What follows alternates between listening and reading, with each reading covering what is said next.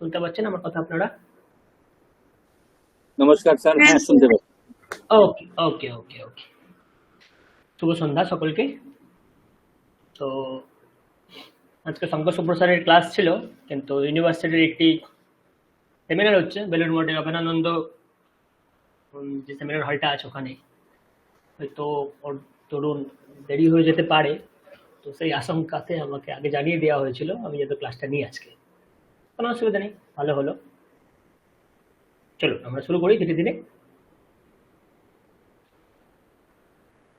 यस्यालीयतशल्कसिं निजलधे पृष्ठे जगन्मण्डलम् दंष्ट्रायां धरणी नखेरिति सुताधीशः पदे रोदसी क्रोधे क्षत्रगणः षडे दशमुखः पाणौ प्रलम्बासुरो ध्याने विश्ववसावधार्मिककुलं कस्मैचिदस्मै नमः। চলো প্রথমে আমরা বেশ কিছু গল্প পড়ি। চলো স্যার একটা ছোট জিজ্ঞাসা ছিল। হুম এটা না অ্যাকচুয়ালি আমরা বুদ্ধ স্যারের ক্লাসে বা শঙ্কর সুব্র ক্লাসে বলেছি, কিন্তু একটু যদি আপনি একটু এক্সপ্লেন করে দেন। সেটা হচ্ছে বারবার কথাটা আসছে আত্মনিপদী আর পরমৈস্পদী। হ্যাঁ, তো এইটা মানে মেইন ব্যাপারটা কি? আচ্ছা ঠিক আছে, তাই হবে। আমি খানিকটা আলোচনা করিয়ে দেবো। ওকে, হ্যাঁ, স্ক্রিন দেখতে পাচ্ছেন তো?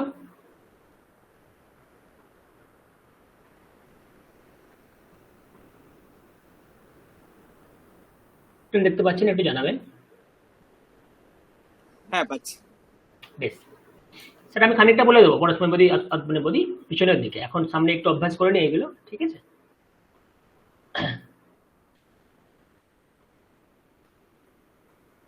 এই বইটা আপনাদের অভ্যাসের জন্য খুব ভালো কাজে লাগবে।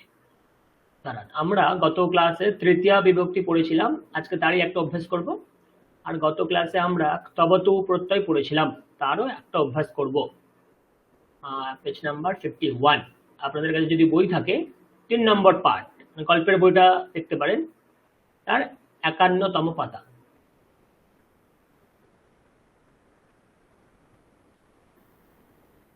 কোথায় গেল? চলো, পেয়েছেন?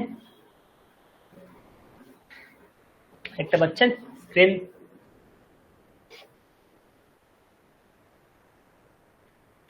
দেখতে পাচ্ছেন? হ্যাঁ, হ্যাঁ স্যার দেখছি। তো তবতু প্রত্যয় আমরা গত ক্লাসে খানিকটা আলোচনা করেছিলাম। বলুন, তবতু প্রত্যয়ের কি অর্থ? কোন অর্থে হয় তবতু প্রত্যয়? অতীত। হ্যাঁ, একদম অতীতকালের অর্থে আমরা তবতু প্রত্যয়ের প্রয়োগ করতে পারি। ঠিক আছে?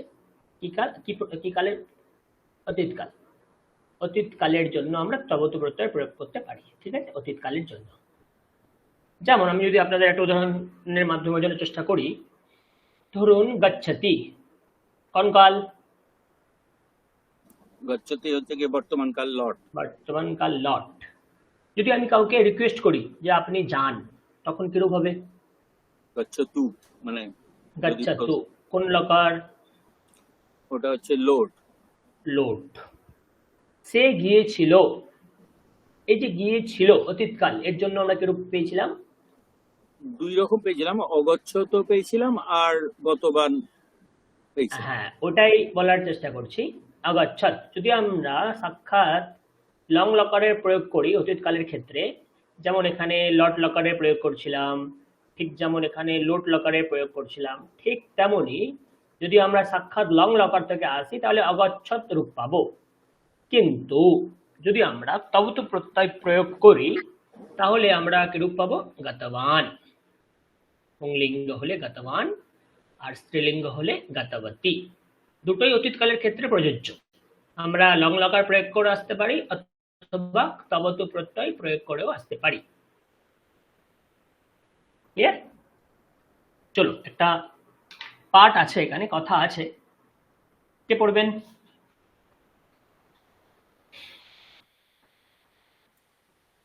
শুরু করতে পারি। পড়ুন স্যার।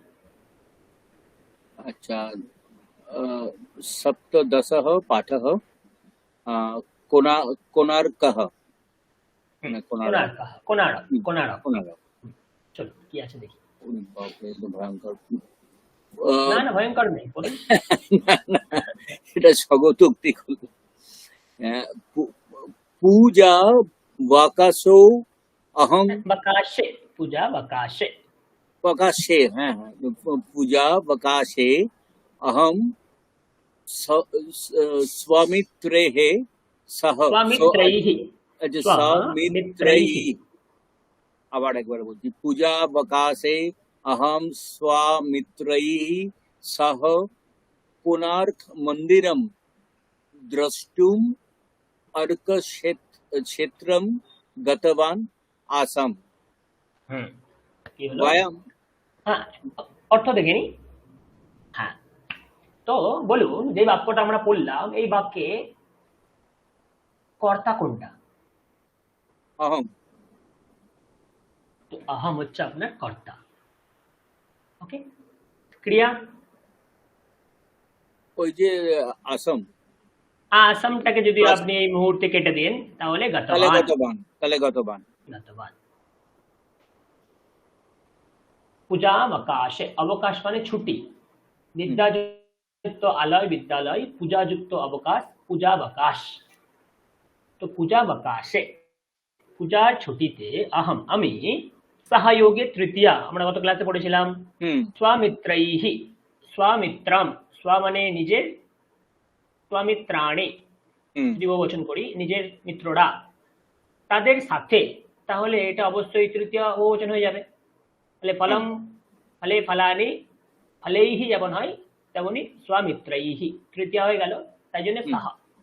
তো পূজাবকাশে अहम स्वामित्रैः सह কোণার্ক মন্দিরম দ্রষ্টুম, কোণার্ক মন্দির দেখার জন্যে, দ্রষ্টুম মানে দেখার জন্যে, অর্কক্ষেত্রম গতবান আসম, আসমান বলতেও পারেন, আসম কথাটা বলতেও পারেন, নাও বলতে পারেন, ঠিক আছে। তো গতবান বললেই এনাফ ছিল।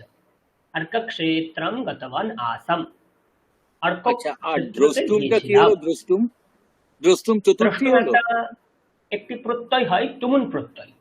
তুমুন আচ্ছা, আচ্ছা, প্রত্যয় কদাচিৎ হুম, চতুর্থীর বোধ করায়, তুমুন চতুর্থীর প্রত্যয় বোধ করে, কদাচিৎ ঠিক আছে, চতুর্থীর বোধ করায়। ওকে, ঠিক আছে। চতুর্থীর বোধ করায়, হ্যাঁ। তো দেখার জন্যে, দ্রষ্টু দেখার জন্যে। ঠিক আছে, সামনে চলুন।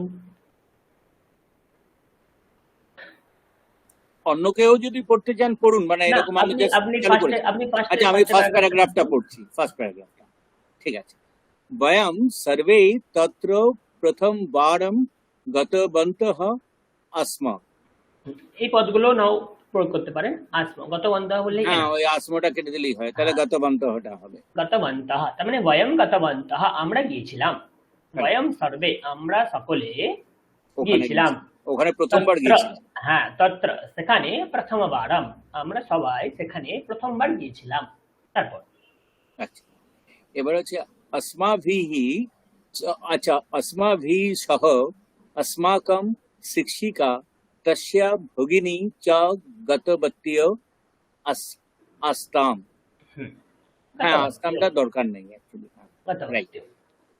সহযোগে তৃতীয়া, সহ শব্দের প্রয়োগ হয়েছে এখানে, সহ। হ্যাঁ, তার ঠিক আগের পদ দেখুন, আসমাবিহি, अस्माभिः। আসমাত শব্দের তৃতীয়ার বহুবচন, আচ্ছা, তা আসমাবিহি। অসমা ভিতেই চলে যেত না, মানে সহ কেন লাগাতে হলো? আপনি যদি আসমাবিহি, আসমাবিহি বলতেন তাহলে আরেক ধরনের অর্থ বোঝা যেত। আসমাবিহি মানে আমাদের দ্বারা। হ্যাঁ, হ্যাঁ, কারেক্ট, এটা সহ হওয়াতে ওটা কেটে তো গেল, ঠিক আছে। অ্যাকচুয়ালি অ্যাপ্রোপ্রিয়েট অর্থ বোঝাতে সহ শব্দের প্রয়োগ করা হয়েছে, তাহলে আমাদের হ্যাঁ, সাথে এই অর্থ হবে। কারেক্ট, তাহলে যদি সহ না দিতেন তাহলে আমাদের দ্বারা এরকম অর্থ চলে আসতো কিছু। হ্যাঁ, কারেক্ট, হ্যাঁ, ওকে, ঠিক। হ্যাঁ। আমাদের সাথে अस्माकं শিক্ষিকা, হুম, আমাদের শিক্ষিকা, তস্যাহ ভগিনী, এই হুম, তস্যাহ মানে শিক্ষিকা যে তার, হুম, তার ভগিনী ও গিয়েছিল। ততবত্যৌ কোথাকার প্রয়োগ বলতে পারবেন? হ্যাঁ। ততবত্যৌ ফার্স্ট বলুন, কোন লিঙ্গ কোন বচন? কোন আচ্ছা, এটা তো চ গতবত্য, এটা হচ্ছে গিয়ে স্ত্রীলিঙ্গ আর বহু দ্বিবচন। তাহলে অনুমান করুন কর্তা কে হবে? अस्माभिः सह, আচ্ছা কি বলছে, अस्माभिः सह अस्माकं शिक्षिका तस्या भगिनी च गतवत्यौ। আচ্ছা, এখনো কর্তা অহম না, না, আহম কি করে হবে? অহম হবে না তো, এটা গতবত্যও আছে। দেখুন, अस्माकं শিক্ষিকা একটা হুম পেলাম, হুম আমাদের তস্যাহা শিক্ষিকা। ভগিনী দুটো। হ্যাঁ হ্যাঁ, কারেক্ট কারেক্ট, এই দুটো দুটোই যেহেতু কর্তা। স্ত্রীলিঙ্গে তাই জন্য দ্বিবচন হয়েছে গতবত্যৌ। যদি হ্যাঁ শুধু শিক্ষিকা থাকতো তাহলে শিক্ষিকা গতবতী। শুধু হ্যাঁ হ্যাঁ, যদি ভগিনী থাকতো তাহলে ভগিনী গতবতী, যদি সিঙ্গেল গতবত্যও। সিঙ্গেল কোয়ান্টিটি থাকতো। কিন্তু এখানে হুম দেখুন দুজন আছে, দ্বিবচনের প্রয়োগ একসাথে করা যায় এইভাবে। হুম তো গতবত্যৌ। ঠিক আছে, হ্যাঁ হুম তারপর হুম কারেক্ট। আর অস্মাকমটা ষষ্ঠীতে এলো, তাই তো? কেন কি আমাদের अस्माकमটা ষষ্ঠী, শিক্ষিকা। হ্যাঁ আমাদের, হ্যাঁ ঠিক আছে সম্পর্ক। ঠিক আছে। अस्माकं ज्ञानाय शिक्षिका कोणार्क विषये अस्मान् बोधितवती। হ্যাঁ, अस्माकं জ্ঞানায়, জ্ঞানায় জ্ঞানের জন্য। হুম রামः রামায় চতুর্থী পড়েছেন। জ্ঞানম হ্যাঁ জ্ঞানায় মানে জ্ঞানের কারেক্ট জন্য। হ্যাঁ अस्माकं জ্ঞানায় আমাদের জ্ঞানের জন্য শিক্ষিকা কোণার্ক বিষয়ে, কোণার্ক বিষয়কে নিয়ে হুম আসমান আমাদের বোধিতবতী বুঝিয়েছিলেন। কারেক্ট। ওকে, আচ্ছা, বোধিতবতী হচ্ছে কি বুঝিয়েছিলেন, রাইট। শিক্ষিকা বোধিতবতী যদি বলা হতো শিক্ষক, শিক্ষক বুঝিয়েছিলেন তখন কি হতো? बोधितवान्। शिक्षकः बोधितवान्। হুম। ओके, हाँ नेक्स्ट। सा अस्माकं पुरतः मन्दिरस्य विवरणं प्रस्तुतवती।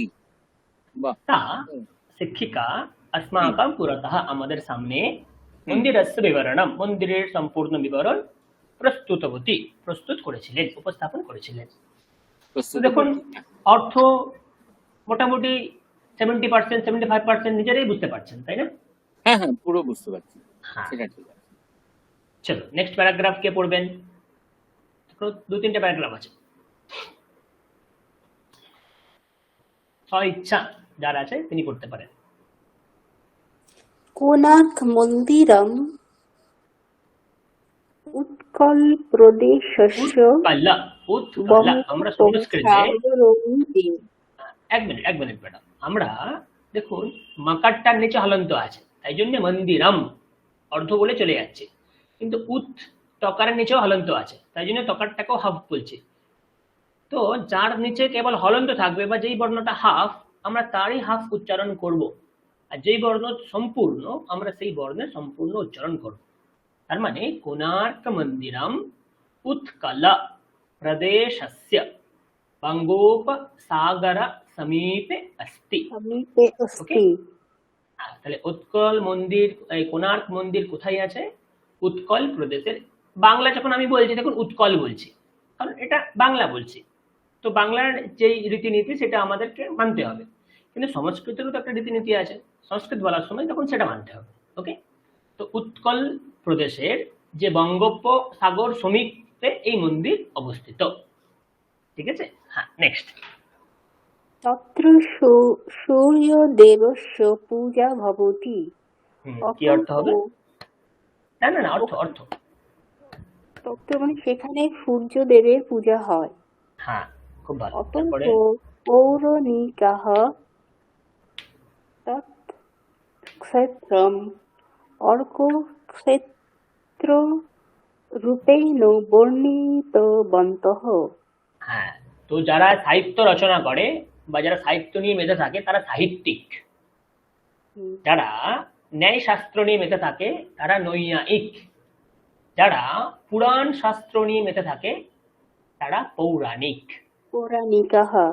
হ্যাঁ, তো অতঃ তাই জন্যে পৌরাণিকাः, পৌরাণিকরা তৎক্ষেত্রম এই ক্ষেত্রম ক্ষেত্রটিকে অর্কক্ষেত্র রূপেণ বর্ণিতবন্তঃ, ওই বর্ণিতবন্তः। ক্ষেত্রটিকে অর্কক্ষেত্র রূপে বর্ণনা করেছেন, যেহেতু সেখানে সূর্যদেবের পূজা হয়।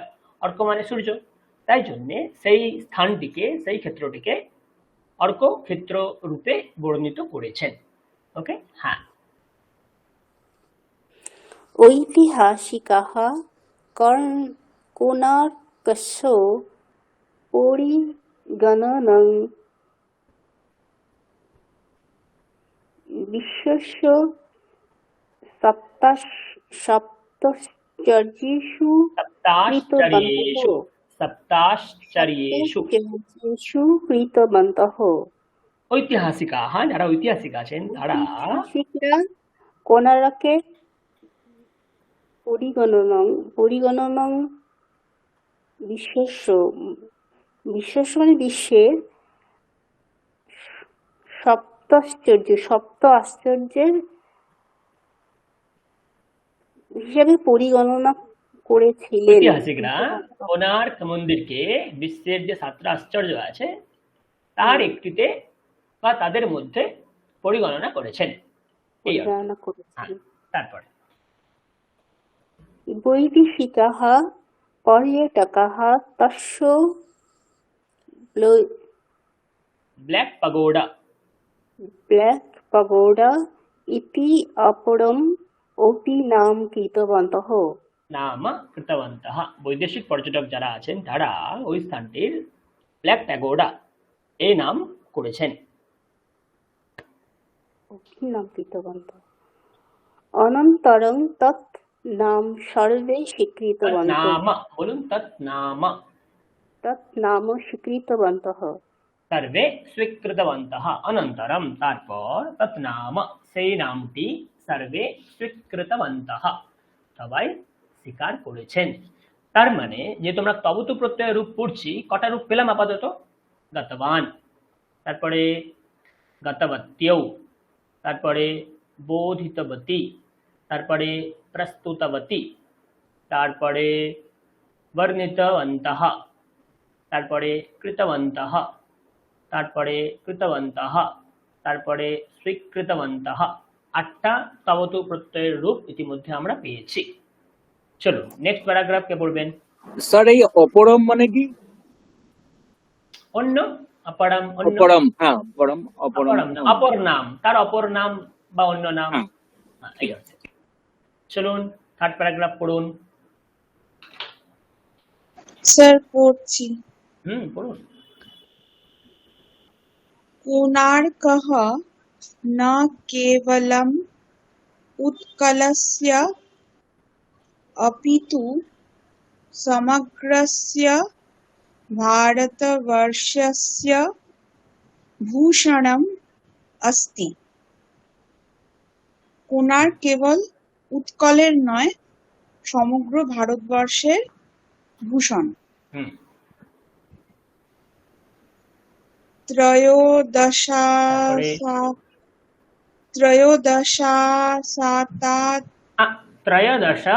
শতাব্দ্যাম হ্যাঁ शताब्द्याम् उत्कलीयाः कलाकाराः एतत् मन्दिरं निर्मितवन्तः इति ऐतिहासिकाः प्रमाणितवन्तः। ত্রয়োদশ শতাব্দ্যাম, ত্রয়োদশ শতাব্দীতে মানে কলাকাররা, উৎকলীয়াः কলাকারাः, উৎকলের হ্যাঁ, উৎকলের যারা উৎকলের শিল্পী ছিলেন, কলাকাররা কলাকার ছিলেন, এই মন্দিরটি নির্মাণ করেছিলেন। এটা ঐতিহাসিকরা প্রমাণ করেছেন। এমনটা প্রমাণ করেছেন। তারপরে কোণার্ক মন্দিরস্য নির্মাণ বিষয়ে ধর্মপদস্য কিংবদন্তি প্রসিদ্ধা अस्ति इति अस्माकं शिक्षिका उक्तवती। কোণার্ক মন্দিরের নির্মাণ বিষয়ে ধর্মপদের একটি প্রসিদ্ধ কিছু শ্রুতি আছে, কথা আছে। এই মন্দির কিংবদন্তি, তো এটা প্রসিদ্ধ, সেটা আমাদের শিক্ষিকা আমাদের বলেছিলেন। কি শ্রুতি আছে, কি কিংবদন্তি আছে, সেটা তারপরের প্যারাগ্রাফে দেওয়া আছে। চলুন এই পরে প্যারাগ্রাফটা হাফ করে দিচ্ছি। এতদূর পর্যন্ত একজন পড়বেন, এবং বাকি অংশটা আরেকজন পড়বে। চলুন শুরু করুন।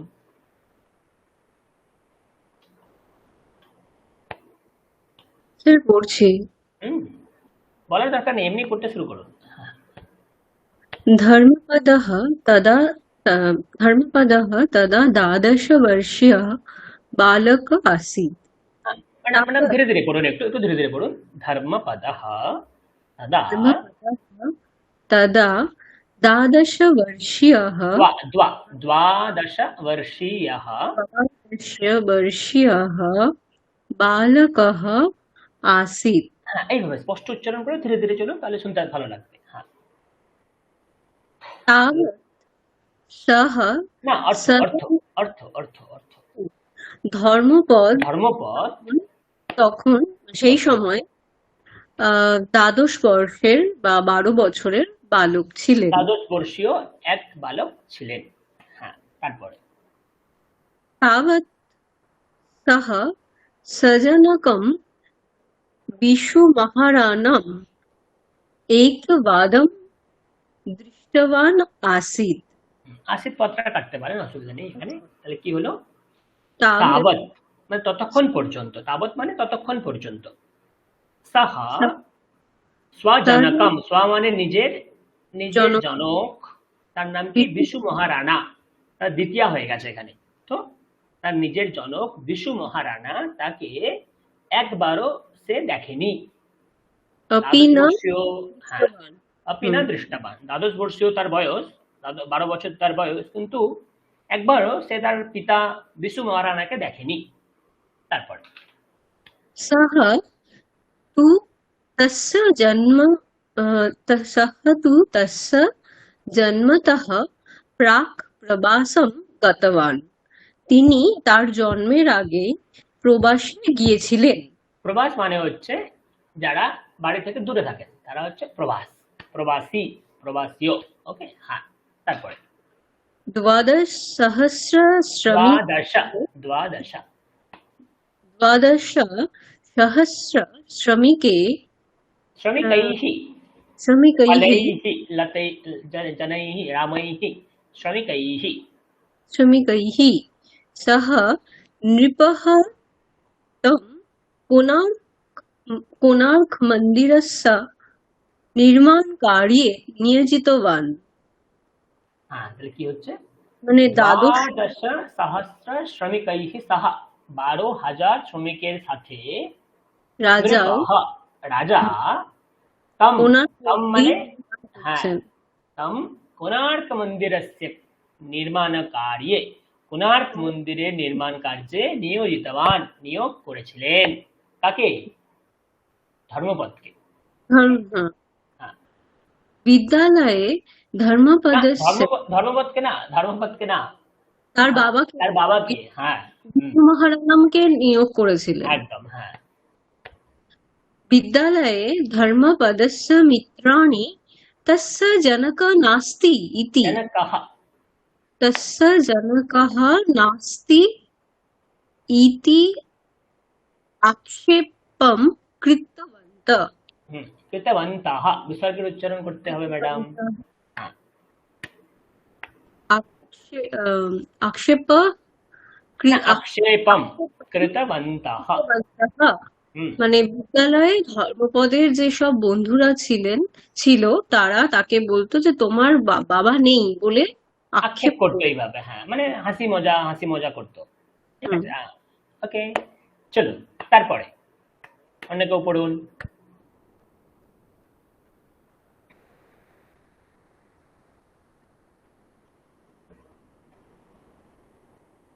কেউ নেই পড়ার?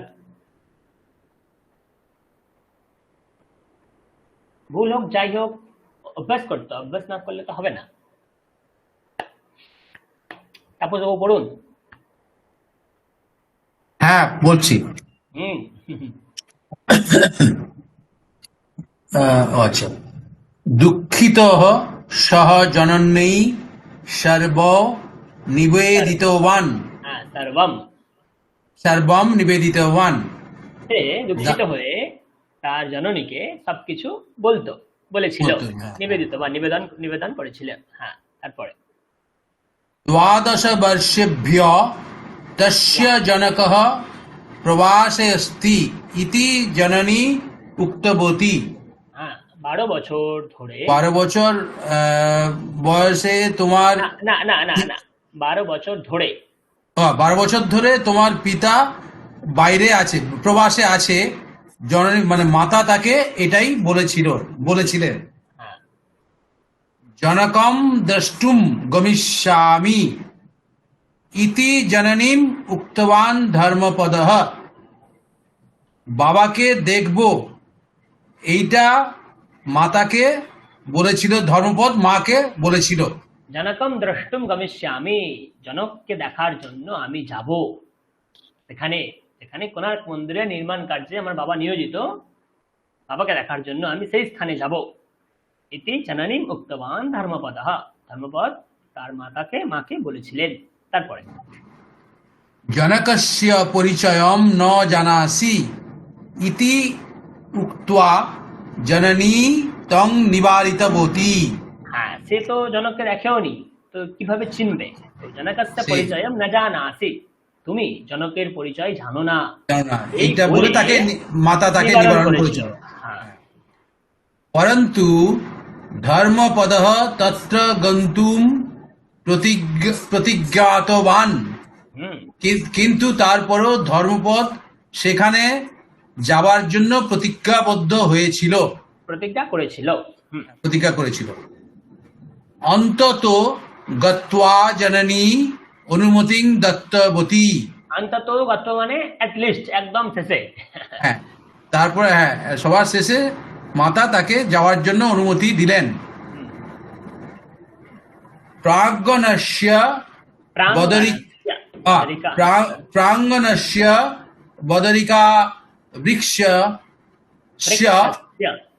বদরিকা বৃক্ষস্য ফলং গৃহীত্বা গচ্ছতু ইতি জননী উপদিষ্টবতী। প্রাঙ্গণের বদরিকা বৃক্ষের ফল গ্রহণ করে যাও, এইটা জননী হ্যাঁ, ফল বদরিকা বৃক্ষ মানে কুল হতে পারে, বদরি ফলম বলা হয় কুল।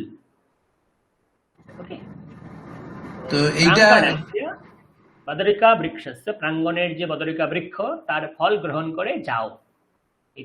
এটা জননী তাকে উপদেশ দিয়েছিলেন। হ্যাঁ, তারপরে তেন জনকস্য পরিচয়ো ভবিষ্যতি ইতি উক্তবতী। এর দ্বারাই তার দ্বারাই তুমি পিতার পরিচয় পাবে, এটা জননী বলেছিলেন। জনকস্য পরিচয়ো ভবিষ্যতি, জনকের পরিচয় হবে, ইতি উক্তবতী, এটা জননী বলেছিলেন। তারপরে এখনো দুটো প্যারাগ্রাফ আছে, চলুন।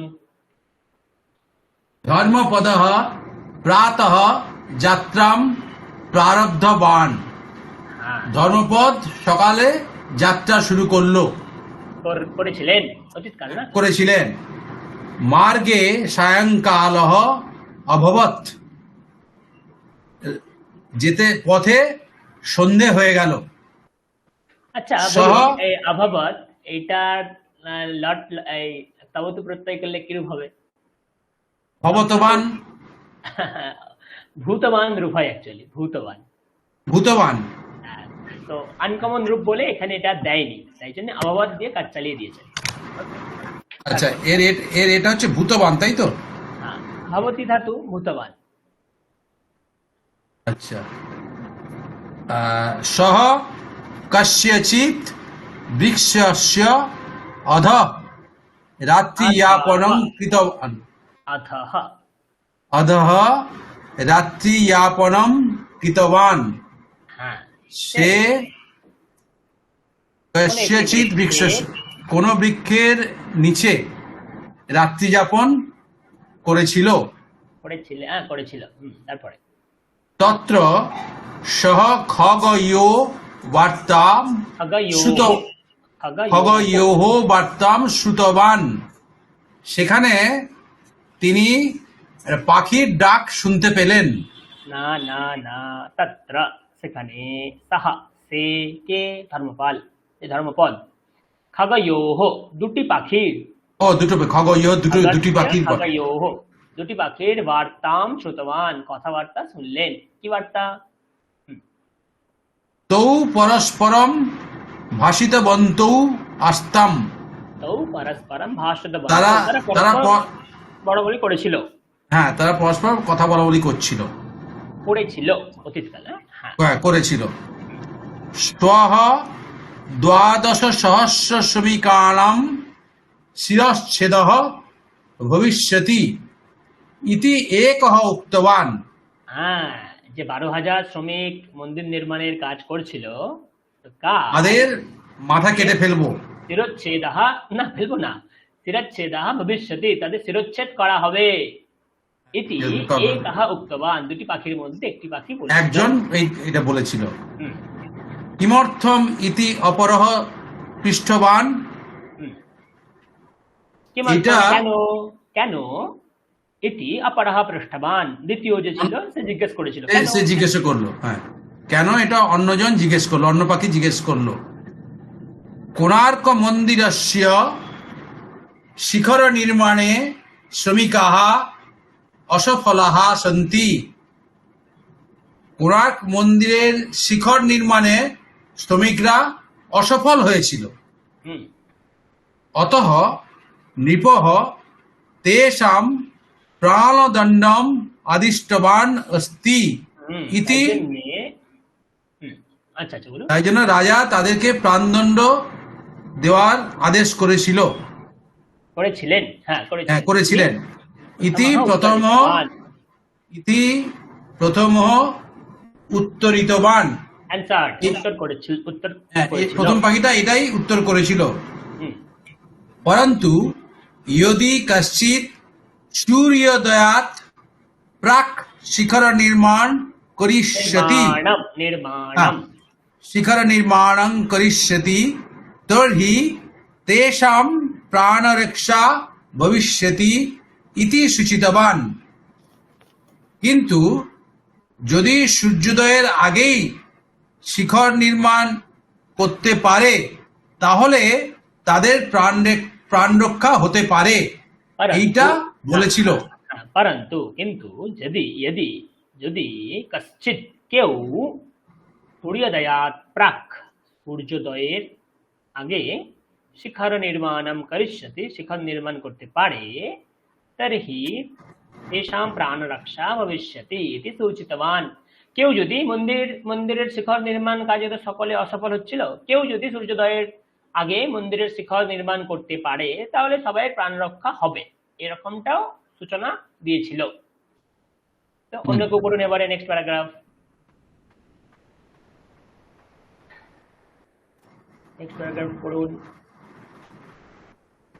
খগয়োঃ বার্তাম শ্রুত্বা, এই দুটি পক্ষীর বার্তালাপ শুনে ধর্মপদঃ মন্দিরম প্রতি ধাবিতবান, ধর্মপদ মন্দিরের প্রতি ছুটেছিল। সহ মাতুঃ মুখাৎ এতৎ কৌশলম শ্রুতবান, সে মায়ের মুখ থেকে এই কৌশলটা শুনেছিল। মন্দিরম আরুহ্য, মন্দিরের উপরে উঠে, তাহা শিখরাম নির্মিতবান, 12,000 শ্রমিক যেটা কেউ পারেনি সেটা এই 12 বর্ষীয় ছেলে করে দেখালো। মন্দিরম আরুহ্য, মন্দিরের উপরে উঠে, তাহা শিখরাম নির্মিতবান, সে শিখর নির্মাণ করেছিল। এতৎ রহস্যম নৃপঃ ন জানাতু ইতি কারণাৎ সহ মন্দির শিখরাৎ সমুদ্র জলম প্রতি কূর্দিতবান, এই যে করে ফেললো মন্দির নির্মাণ, এবং এই কৌশলটা সে মায়ের মুখ থেকে শুনেছিল কখনো। তো সে যে মন্দিরের উপরে উঠে তার শিখা নির্মাণ করলো, এই রহস্যটা যেন রাজা না জানতে পারে, সেই জন্য সে মন্দির শিখর থেকেই সমুদ্র জলে ঝাঁপ দিয়েছিল। কূর্দিতবান, ঝাঁপ দেওয়া। স্বপ্রাণাঞ্চ ত্যাক্তবান, নিজের প্রাণও ত্যাগ করেছিলেন। এবং এইভাবে সহ স্বজনকস্য অন্যেষাং চ শ্রমিকাণাম প্রাণরক্ষাম কৃতবান, এইভাবে সে তার জনক এবং বাকি শ্রমিকদেরও প্রাণ রক্ষা করেছিল। কোণার্কস্য গাত্রেষু উৎকীর্ণাः উৎকৃষ্টাः भास्करकलाः तदानीं पर्यटकान् आकृष्टवत्यः इदानीम् अपि आकर्षन्ति। कोणार्केर বিভিন্ন ফলকে গাত্রে উৎকীর্ণ উৎকৃষ্ট যে আমাদের ভাস্কর্য কলা আছে সেগুলি তখনও পর্যটকদের আকৃষ্ট করেছিল। ইদানিম अपि আকর্ষন্তি, ইদানিম কালেও আকর্ষণ করে। এই হচ্ছে কোণার্ক মন্দিরের ইতিহাস। কত ইতিহাস আছে আমার জানা নেই, যাই হোক এই হচ্ছে ইতিহাস। ওকে, অনেক বড় গল্প ছিল, আপনারা অনায়াসেই পড়লেন, অর্থ আশা করি বুঝতে পারলেন, কিভাবে তবত প্রত্যয় হলো সেটাও আশা করি ধরতে পারলেন। পরিষ্কার?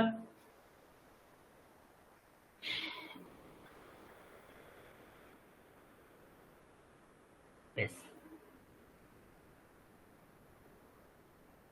আরেকটি পাঠ পড়বো আমরা, তৃতীয়া বিভক্তি। দাঁড়া, কিছু বলবেন?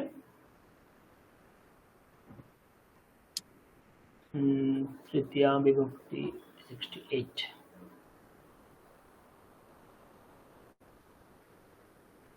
চলো, তৃতীয়া বিভক্তি যেহেতু আমরা খানিকটা আগের দিন একটু পড়েছিলাম, তার কিছু পাঠ পড়া যাক। তো জন্তুশালা, চিড়িয়াখানা দেখা যাচ্ছে, জন্তুশালা তৃতীয়া বিভক্তি, তার উল্লেখ এখানে আছে। বিভিন্ন তৃতীয়া বিভক্তির প্রয়োগ এখানে করা আছে। ছোটই, বেশি বড় না, দুটো প্যারাগ্রাফ মাত্র। চলো প্রথম প্যারাগ্রাফ পড়ুন।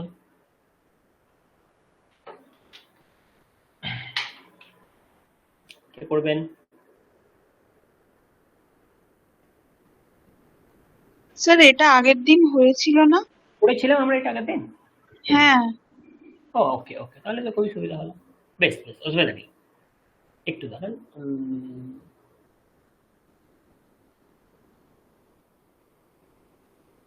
একটু দাঁড়ান, একটু সময় দিন আমাকে। জাস্ট আমি একটু তৃতীয়া বিভক্তির কোনো পাঠ পারি এটা খুঁজি। বিনা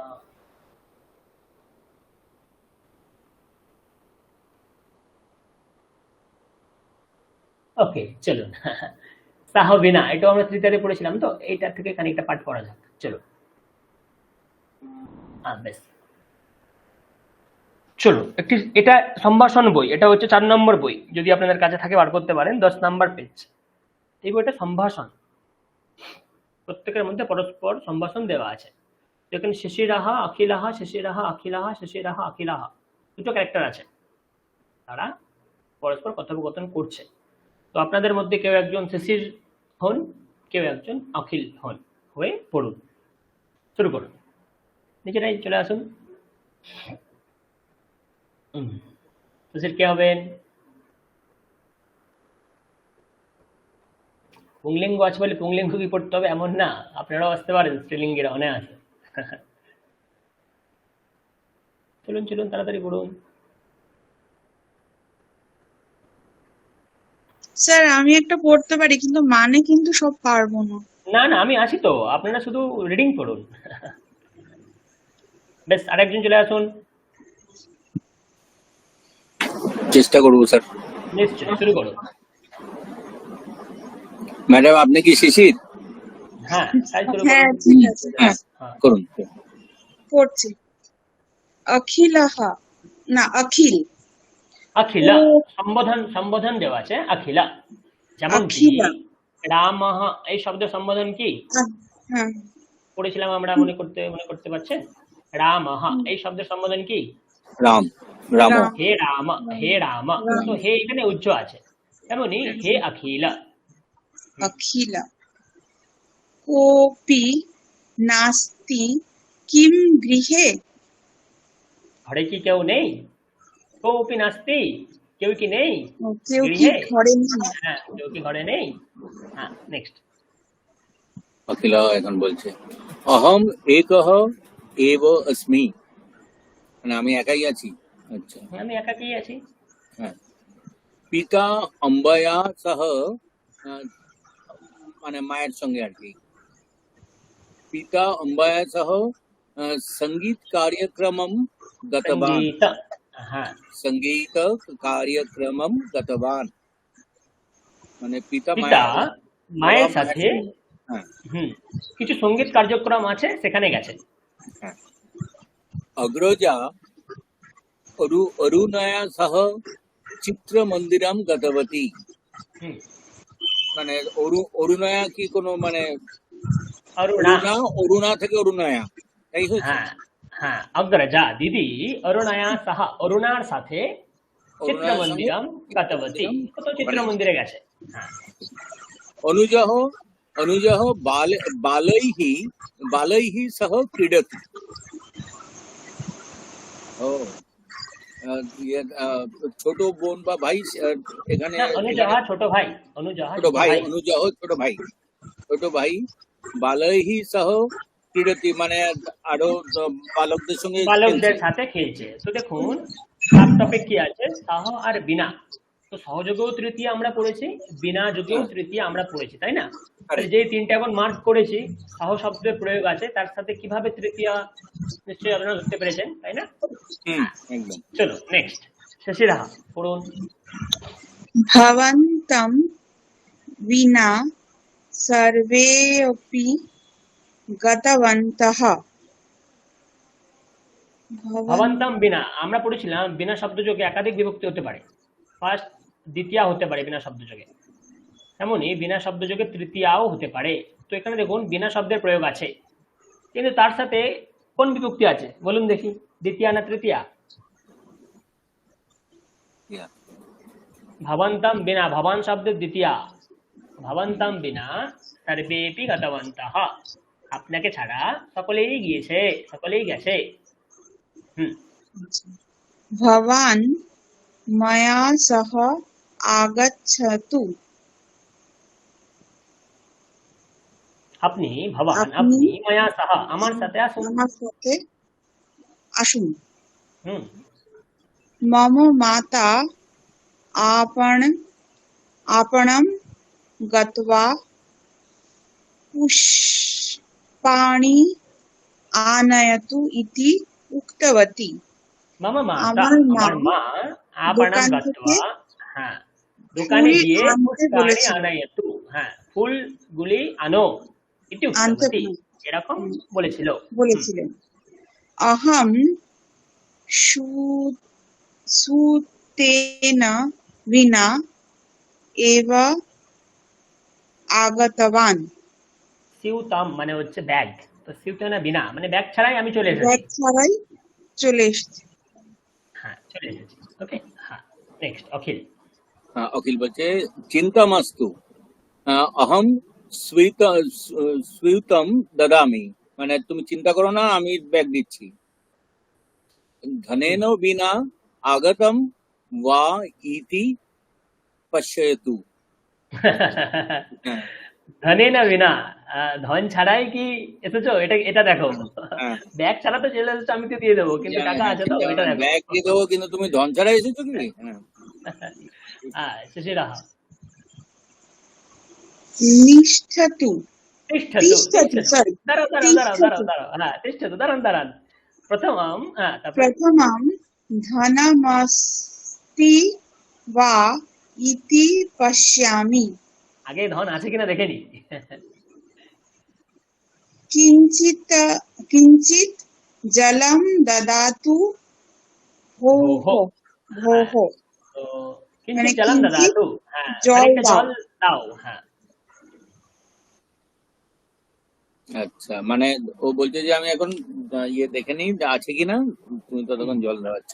হ্যাঁ আচ্ছা, এবার হচ্ছে স্বীকেরোতু স্বীকারোতু, জল চাইলো, স্বীকারোতু, এই নিন ধরুন। স্বীকারোতু তিষ্ঠতু কাফিম করোমি। তিষ্ঠতু দাঁড়িয়ে যান, কাফিম করোমি আমি কফি করছি। হ্যাঁ আচ্ছা ওই আচ্ছা কাফিম করোমি মানে কফি করছে। আচ্ছা, হুম। ভবান শর্করায়া শর্করায়া, শর্করা তৃতীয়া শর্করা, শর্করায়া বিনা কাফিম পিবতি উত শর্করায়া সহ। উত্ত আচ্ছা, অথবা। অথবা উত উত তো আপনি চিনি ছাড়া কফি খাবেন নাকি চিনির সাথে খাবেন? হ্যাঁ উত উত হচ্ছে কি অহম মানে অথবা, হ্যাঁ অহম শর্করায়া সহ এব পিবামি, আমি চিনি দিয়ে খাবো। হুম কিন্তু মাস্তু ইদানীং ভবতঃ কিমর্থে কিমর্থম ক্লেশः। ক্লেশः। হ্যাঁ, আমি তো চিনি সহযোগেই খাবো, কিন্তু ঠিক আছে, দরকার নেই ইদানিং, এখন ইদানীং কেন এরকম কষ্ট করা হচ্ছে আমার জন্য, ইত্যাদি ইত্যাদি। ওকে, হ্যাঁ। তখন অখিল বলছে ক্লেশः নাস্তি। না না, কষ্ট না, ক্লেশ কিসের কষ্ট আবার। না, কষ্ট না। হ্যাঁ, মমাপি কাফি সময়ः এষः এষः, হ্যাঁ। তিষ্ঠতু আমার, তিষ্ঠতু। হ্যাঁ হ্যাঁ, মামাপি কাফি সময়ः এষः, এই সময়টা আমারও কফি পানের সময়। হ্যাঁ, তিষ্ঠতু, দাঁড়ান। তিষ্ঠতু মায়া সহ কাফিম পিবতু, মায়া, আমার সাথে হ্যাঁ, চা মায়া পান সহ করুন, কফি কফি পান করুন। পিবতু। হ্যাঁ হ্যাঁ। যে তুমি আমার সঙ্গে কফি খাও, এটা আমার কফি খাওয়ার সময় তুমি আমার সঙ্গে কফি খাও। হুম,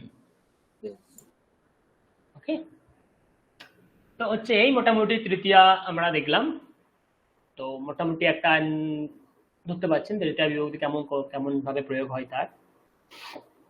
ওকে, স্যার এই সি করো দুটো মানেটা কি? সি করো, গ্রহণ করুন, গ্রহণ করা, আচ্ছা গ্রহণ করা, হ্যাঁ ঠিক ঠিক ঠিক ঠিক। গ্রহণ করা।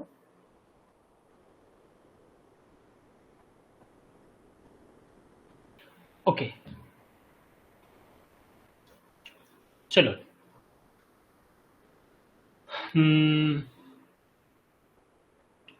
খানিকটা আমরা এখন ভবিষ্যৎকালে চর্চা করি। ওকে, চলো।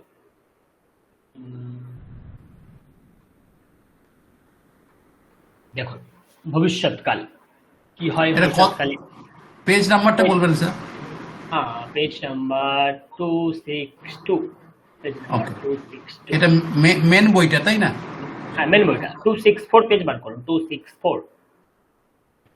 তো ভবিষ্যৎকালকে প্রকাশ করার জন্য আমরা যেই লকারের ব্যবহার করি সেটি কি? সেটি হচ্ছে লিরিট, লয় রি ট, এটি হচ্ছে লিরিট। ওকে, তো লিরিট লকারের আমরা ব্যবহার করি ভবিষ্যৎকালকে প্রকাশ করার জন্য। একদম খানিকটা একই রকমের, দেখুন পড়ুন। গচ্ছতি গমিষ্যতি, পঠতি পঠিষ্যতি, वदति वदिष्यति, क्रीडति क्रीडिष्यति, चलति चलिष्यति, प्रेषयति प्रेषयिष्यति, करोति करिष्यति, लिखति लेखिष्यति, हसति हसिष्यति, पतति पतिष्यति, निन्दति निन्दिष्यति, मार्जयति मार्जयिष्यति, पिबति। हाँ, 1 থেকে 12 নম্বর পর্যন্ত যদি আমরা খানিকটা লক্ষ্য করি তাহলে এখানে একটা ট্রিক্স আপনারা ধরতে পারবেন অনায়াসে, বর্তমান থেকে ভবিষ্যৎকালে যাওয়ার ট্রিক্স। এই ট্রিক্স দেখুন, যদি আমরা এখানে নিই কি ধাতু? গম, তাই না? 2 নাম্বার কি ধাতু? পট। 3 নাম্বার কি ধাতু? वध। 4 নাম্বার কি ধাতু? क्रीड। 5 নাম্বার কি ধাতু? চল। 6 নাম্বার কি ধাতু? প্রেষয়। 7 নাম্বার কি ধাতু? ক্রি। 8 নাম্বার লিখ।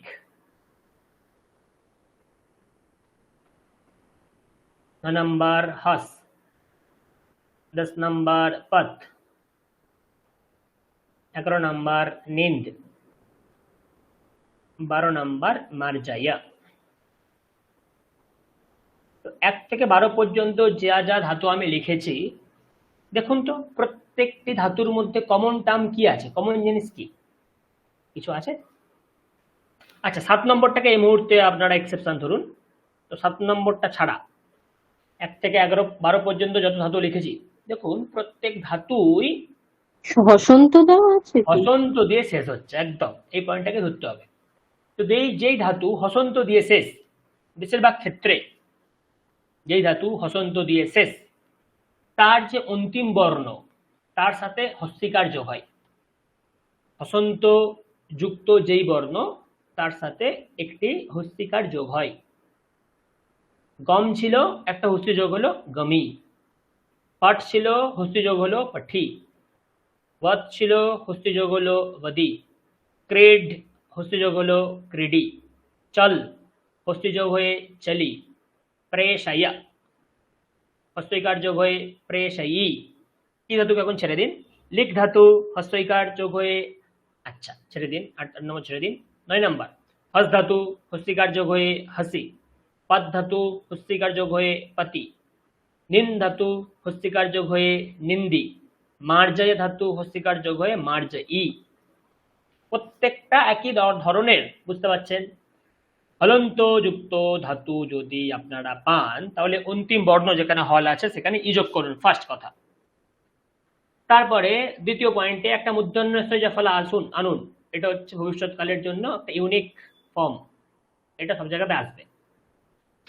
মূর্ধন্যস্থ জাফলা আনুন। তারপরে গচ্ছতির তি যেমন ছিল, গচ্ছতির তি যেমন ছিল সেই তিটা করে দিন। গচ্ছতির তি যেমন ছিল সেই তিটা রেখে দিন। তাহলে কি পেয়ে গেলাম?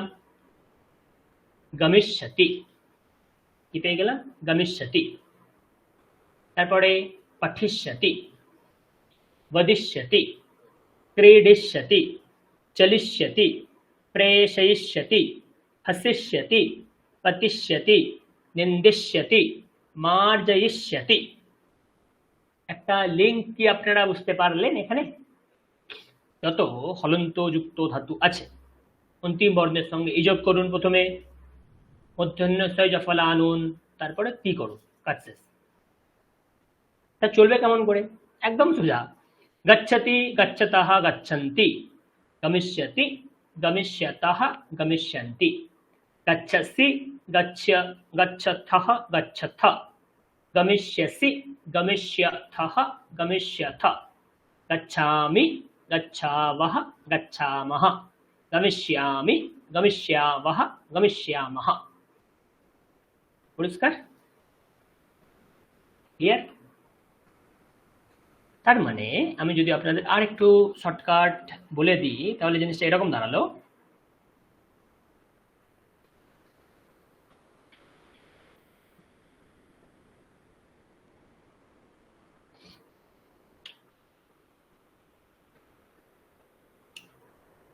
ভবিষ্যৎকাল, তাই না?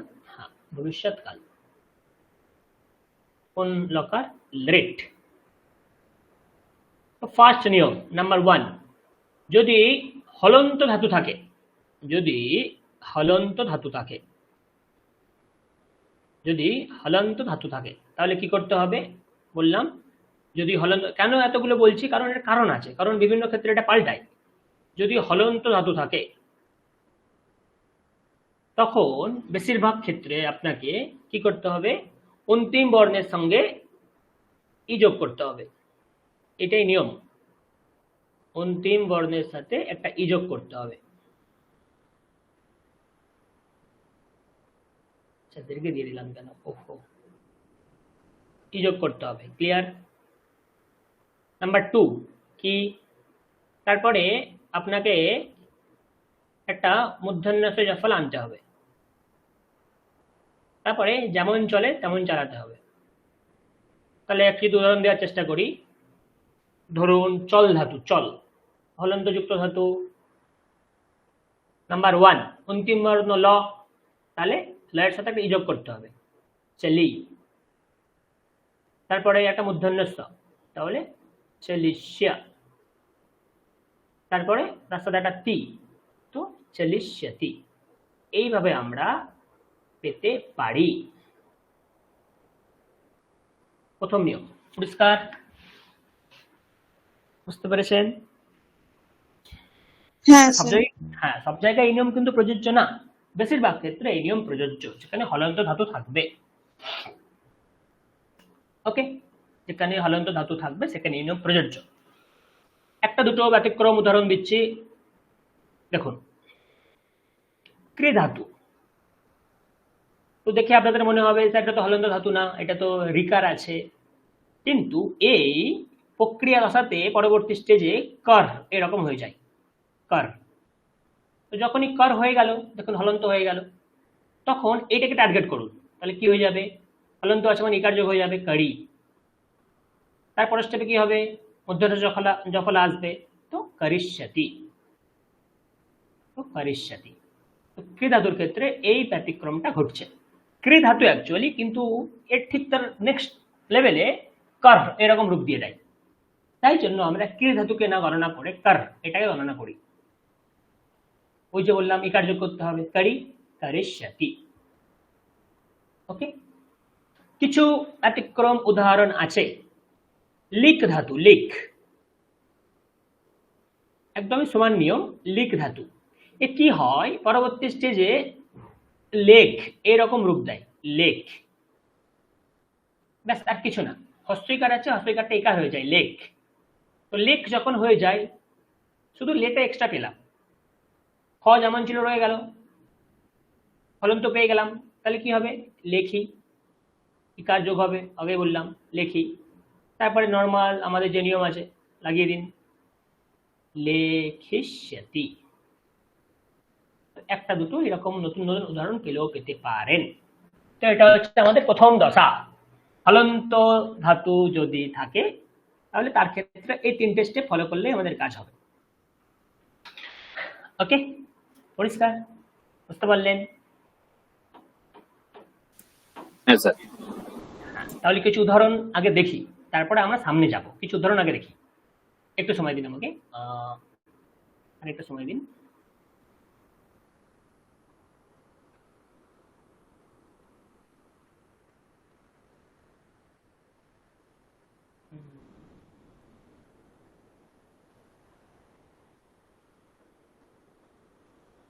বেশ, নিয়ম মানছে কিনা দেখি, চলুন, তাই না? এটাই তো কাজ আমাদের, শুধু একটা নিয়ম শেখা আর মেলানো, কোথায় কোথায় মিলছে। চলো, প্রথমেই খুঁজুন হলন্ত যুক্ত ধাতু কোথায় আছে। দেখুন, গম কি রূপ পাচ্ছি, গমিষ্যতি পাচ্ছি না, একই ধরনের রূপ পাচ্ছি না, যে নিয়ম আলোচনা করে এলাম সেই নিয়মের রূপ পাচ্ছি না। নেক্সট পট, পট কি পাচ্ছি, পঠিষ্যতি। বদ কি পাচ্ছি, বদিষ্যতি। লেখ ইকার হয়ে যায় বললাম, লেখিষ্যতি। ক্রেড কি হয়ে যায়, ক্রেডিষ্যতি। নেক্সট হস কি হয়ে যায়, হসিষ্যতি। পথ পতিষ্যতি। ওকে, নেক্সট ধাব ধাবিষ্যতি। নেক্সট अर्च अर्चिष्यति। भ्रम भ्रमिष्यति। নেক্সট অট অটিষ্যতি। তারপরে স্মর স্মরিষ্যতি। আপনার নমটাতেও তো হলন্ত ছিল, হলন্ত ছিল, কিন্তু যেহেতু নকার আছে কিছু এক্সেপশনাল ও কেস আচ্ছা আমি পরে আচ্ছা। বলবো, তাই জন্য এটাকে কাউন্ট করে নিই। যেহেতু নকার আছে অনুনাসিক বর্ণ, তাই জন্য কিছু এক্সেপশন কেস আছে, যেমন দৃশ এটাও তো হলন্ত, কিন্তু কিছু এক্সেপশন আছে, এগুলো আমি একটু পরে আসছি। ওকে, আরো অনেক উদাহরণ আছে, দেখুন আপনারা নিজেরাই টেস্ট করুন, সব ধরা পড়ে যাবে। নিন্দ নিন্দিষ্যতি। গর্জ গর্জিষ্যতি। কুজ কুজিষ্যতি। নৃত্য এক্সেপশন। রক্ষ রক্ষিষ্যতি। বললাম না সব ধাতুর ক্ষেত্রে কিন্তু প্রযোজ্য না, কিন্তু 90% ক্ষেত্রে প্রযোজ্য। চর চরিষ্যতি। নেক্সট জ্বল জ্বলিষ্যতি। তারপরে মিল মেলিষ্যতি। বললাম ইকার মাঝে মাঝে একার হয়ে যায়, তো নি মে হয়ে গেছে, মেলিষ্যতি। তো এইভাবে আমরা অনেক উদাহরণ পাবো যেখানে এই নিয়মটা সাক্ষাৎ প্রযোজ্য আমরা প্রয়োগ করতে পারবো। ওকে, চলুন নেক্সট নিয়ম দেখা যাক, যেগুলি আকারান্ত ধাতু। কিছু কিছু আকারান্ত ধাতু আছে, তার ক্ষেত্রে ব্যাপার কিন্তু আলাদা। আকারান্ত ধাতু বলতে কোনগুলো ধাতু, উদাহরণ দিচ্ছি। পিবতি পা ধাতু। यच्छति अथवा ददाति दा धातु। गायाति গা ধাতু। ঠিক তেমনি এখানে উদাহরণ দেওয়া নেই, আছে জানাতি জ্ঞা ধাতু। তো এগুলো দেখুন আকারান্ত ধাতু। তো আকারান্ত ধাতু যখন থাকবে তখন মূর্ধন্যস্ব দন্তস্বতে পরিবর্তিত হয়ে যায়, তাহলে কি হবে, দন্তস্ব যখন একটা আসবে, কাজ শেষ। তারপরে তি যেমন আসে তেমন আসবে, বিভক্তি হয়ে যাবে পাস্যাতি। দেখুন পাস্যাতি, তাহলে দা কি হয়ে যাবে, দাস্যতি। গা কি হয়ে যাবে, গাস্যতি। জ্ঞা কি হয়ে যাবে, জ্ঞাস্যতি। তার মানে কিছু কিছু ধাতু এমনও আছে যেগুলি আকারান্ত ধাতু, তার ভবিষ্যৎকাল নির্ণয় করার ক্ষেত্রে আমাদেরকে বিশেষ কিছু নিয়ম অবলম্বন করতে হয়। তো নাম্বার 2 আমি লিখে দিচ্ছি, আকারান্ত ধাতু।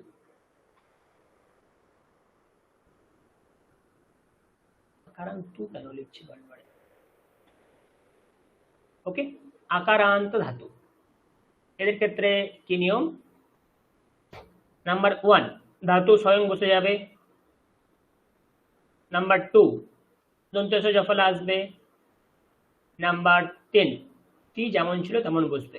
উদাহরণ যদি চেষ্টা করি, পা ধাতু, স্য তি, একসাথে জুড়ে গিয়ে পাস্যতি। পরিষ্কার? দাস্যতি, গাস্যতি, এইভাবে কিছু কিছু আকারান্ত ধাতু আছে, তাদের রূপ এইরকম ভাবে চলে। বুঝতে পারলাম? 2 প্রকারের জিনিস পেলাম, একটা হলন্ত, একটা আকারান্ত। এরকম নানান জিনিস আছে, আমরা এত কিছু দেখবো না হয়তো, কিন্তু যেগুলো আমাদের প্রয়োগের ক্ষেত্রে, আমাদের কাজের ক্ষেত্রে বিশেষভাবে গুরুত্বপূর্ণ, আমরা সেগুলোকে এখন দেখবো। চলো, ওকে, এখান থেকে ওকে, একবার পড়ুন, দেখুন। বিশেষ করে যেখানে আমরা অন্তিম বর্ণ দৃশ ধাতু, নাম্বার 16, কি ধাতু? দৃশ। তো কিরূপ চলে? দ্রাক্ষ্যতি। কিছু কিছু ক্ষেত্র আছে, যদি তালব্যস্য, দন্তস্য, মূর্ধন্যস্য এইসব চলে আসে, তখন খানিকটা চেঞ্জ হয়। এখানে দেখুন হলন্ত তো আছে তালব্যস্য, কিন্তু এটা তালব্যস্য যেহেতু, তাই জন্য একটু আলাদা নিয়মে চলে। দ্রাক্ষ্যতি, দ্রাক্ষ্যতি, নমতি, নমস্যতি, ক্রীণাতি, ক্রেষ্যতি। তো অতীতকালের এই ভবিষ্যৎকালের এই যে প্রথম রূপটা জানাটাই একটু কষ্টসাধ্য। একবার যদি প্রথম রূপটা জেনে যান, তাহলে আর 9টা রূপ কষ্টসাধ্য না। যেমন আপনি অগচ্ছাদ, অগচ্ছাতাম, অগচ্ছান, এটা সমানভাবে কষ্টসাধ্য, কিন্তু প্রথম রূপটা কি হবে, দ্বিতীয় রূপ কি হবে। কিন্তু এখানে কেবল এই প্রথম রূপটা মনে রাখাটাই কষ্টসাধ্য। যদি একবার প্রথম রূপটা মনে রাখতে পারেন, তাহলে বাকি 9টা রূপ তো ভবতি, ভবতা, ভবন্তি এরকম ভাবেই চলে, এখানেও সেইটাই। কিন্তু এই প্রথম রূপটা মনে রাখা একটু কষ্টসাধ্য, একটু অভ্যাসের দ্বারা, একটু বারে বারে অভ্যাসের দ্বারা আয়ত্ত আনতে হয়। ওকে স্যার, এই নমতির ইয়েটা কি হচ্ছে, মানে ধাতুটা? তো যেহেতু নামাতি নাম, তো এই নাম পরবর্তীকালে এই মকার এরকম থাকে না, মকার উপরে উঠে যায়, নাম। তারপরে দন্তস্য জাফলা তি, নামস্যতি। দেখো, না, কিন্তু এটা তো আকারান্ত নয়। আকারান্ত না, কিন্তু এই যে নাম বললাম না, কিছু কিছু ধাতু থাকে, আচ্ছা, হ্যাঁ, যে দুটি যদি অনুনাসিক হয়, অনুনাসিক তখন হলে দুটি তখন অনুনাসিকের মাধ্যমে এই কাজকর্মগুলো হয়। তো যেহেতু ন ম দুটি অনুনাসিক, তাহলে এ আর নাম থাকবে না, নাম হয়ে যাবে, তাই জন্য নামস্যতি এরকম রূপ চলে আসে। ওকে, তো কিছু কিছু জিনিস মনে রাখবেন, যদি ইকার বা দীর্ঘিকার যুক্ত কোনো ধাতু পান, তাহলে তার একারে পরিবর্তন হয়ে যায়। উদাহরণ দেখবেন, লিখাতি একটা রূপ ছিল, ইকার ছিল না, লিখাতি লয় হস্তিকার ছিল না, লিখাতি কি হয়ে গেল? লে হয়ে গেল, মানে ইকারটা ইকার হয়ে গেল। এই একটা উদাহরণ দিলাম আপনাকে।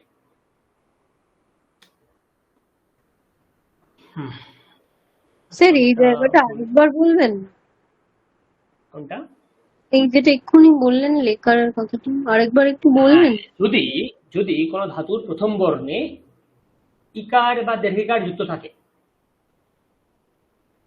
ধাতু ফার্স্ট বর্ণ, তার সাথে যদি ইকার বা দীর্ঘিকার যুক্ত থাকে, সেটা একার হয়ে যায়। প্রথম নিয়ম দেখুন, লিখতি, লকারের সঙ্গে দেখুন ইকার যুক্ত আছে না, তো ওই ইকারটা একার হয়ে গেছে, দেখুন লে হয়ে গেছে, লেখিষ্যতি। প্রথম উদাহরণ দিলাম, আরো উদাহরণ আছে।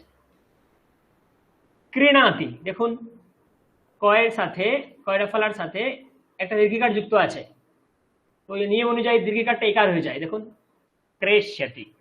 তো এই ছোট ছোট নিয়ম কিছু আছে, ইকার বা একার থাকলে সেটা ইকার বা দীর্ঘিকার থাকলে সেটা একার হয়ে যায়। তেমনি যদি উকার থাকে, সেটা হয়ে যায় উকার। উদাহরণ দেখুন, শৃণোতি, শ্রুধাতু, শৃণোতি শ্রুধাতু, উকার ছিল, হয়ে গেল ওকার, শ্রোষ্যতি, শ্রোষ্যতি, শ্রোষ্যতি। তো এগুলো বারে বারে অভ্যাসের মাধ্যমে একটা একটা আপনারা করতে পারবেন। প্রথমে মনে হবে তার প্রচুর নিয়ম আসছে, বুঝতে পারছি না, অসুবিধা হচ্ছে, কিন্তু একটি নির্দিষ্ট সময় অভ্যাসের পরে খানিকটা চলে আসবে। ওকে, ইনফ্যাক্ট প্যাটার্নটা আসছে বলেই বুঝতে সুবিধা হচ্ছে। ওকে, তাই জন্য এই নিয়মগুলো আমি লিখে দিলাম, যেখানে অসুবিধা হয় যে এইগুলো বিবেচনা করতে অসুবিধা হয়। ওকে, কিছু কিছু উদাহরণ আমরা দেখি, চলুন, তারপরে আমরা অভ্যাস করবো আরো ভালো করে। এগুলো তো সোজা আছে, একটু দাঁড়ান।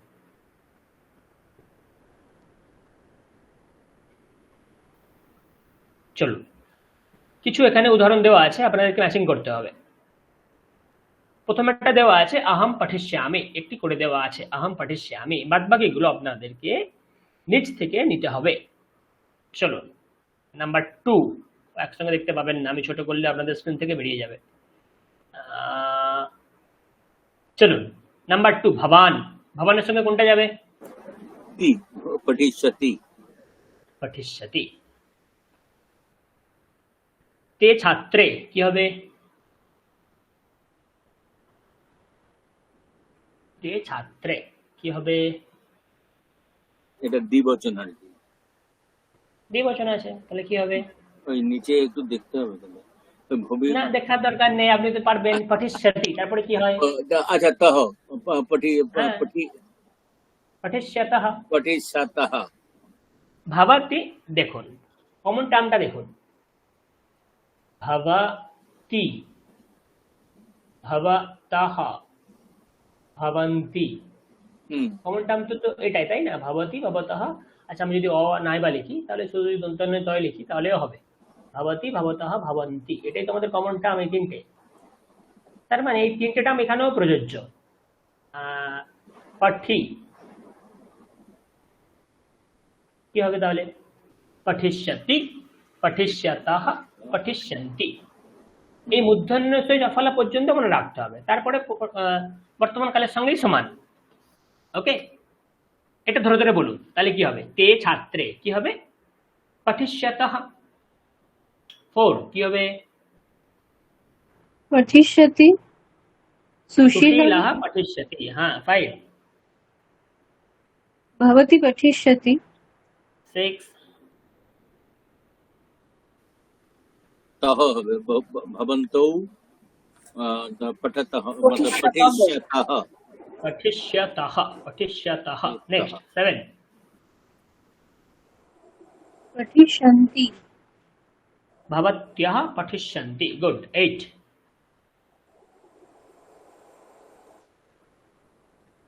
স্যার এটাও তো পঠিষ্যন্তিই হবে। पठिष्यन्ति হবে অবশ্যই। 9 পঠি, এটা হচ্ছে ওই থ থ, মানে পঠিষ্যথ। पठिष्यथ। वयम पठिष्यतः क्षमा, पठिष्यामः। वयम तो नीचे लाइने जाए, पठिष्यामः। पठिष्यामः হবে, মহা হবে। हाँ, भवत्यौ पठिष्यतः हाँ, पठिष्यतः। गुड। त्वम পঠিষ্যসি, গুড। তুমি পড়বে, বর্তমান কাল। ওকে, ইউবাম ওটা হচ্ছে থহ আর কি, পঠিষ্যথঃ। পঠিষ্যথः। আবাম আবাম তো এই তো থহ, পঠিষ্যাবহ। পঠিষ্যাবহ, পঠিষ্যাবহ।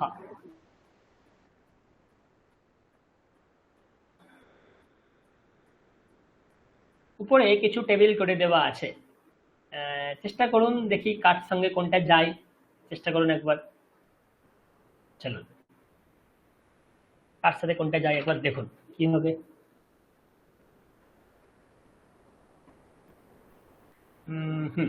চলুন,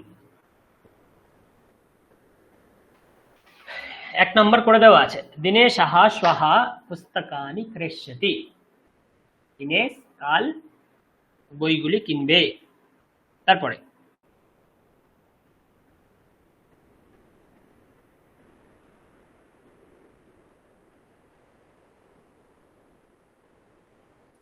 খাদিষ্যতি হ্যালো, হ্যাঁ সহ বলুন। সহ স্ব কদলীফলং খাদিষ্যতি। সে কাল কলা খাবে। ওকে, চলুন আমরা তাই ধরে নিলাম। নেক্সট।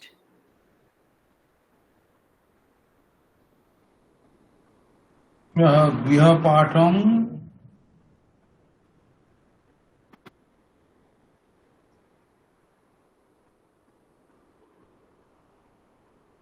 স্যার এটা লেখিষ্যতি হবে?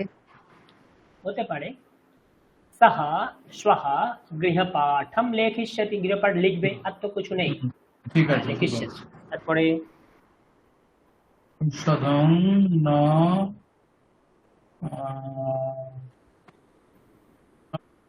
খাদিষ্যতি। ঔষধং ন খাদিষ্যতি। ঔষধম না খাদিষ্যতি, চলুন ধরে নিলাম। খাদিষ্যতি তো আগে একবার বলে দিলেন, কদলী ফলম খাদিষ্যতি। হ্যাঁ, তার মানে কদলী ফলম কি হতে পারে? কদলী ফলম ক্রেষ্যতি হতে পারে। ওকে, 2 নাম্বার ক্রেষ্যতি, কিনবে। খাদিষ্যতি। আর ঔষধম না খাদিষ্যতি, ঔষধ খাবে না। ওকে, হ্যাঁ, তারপরে প্রশ্নং প্রক্ষ্যতি। প্রশ্নম প্রক্ষ্যতি, জিজ্ঞাসা করা। হ্যাঁ, একদম ঠিক, প্রক্ষ্যতি, পৃচ্ছতি থেকে প্রক্ষ্যতি। হ্যাঁ, তারপরে মাতুর গৃহম গমিষ্যতি। গবিষ্যতি। হ্যাঁ, তারপরে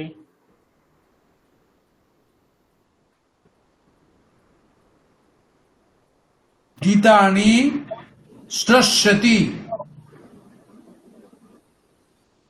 গীতানি শ্রস্যতি। শ্রোষ্যতি। হ্যাঁ, তারপরে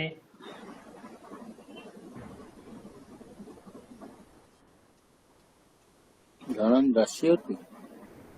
জনম দাস্যতি। হ্যাঁ,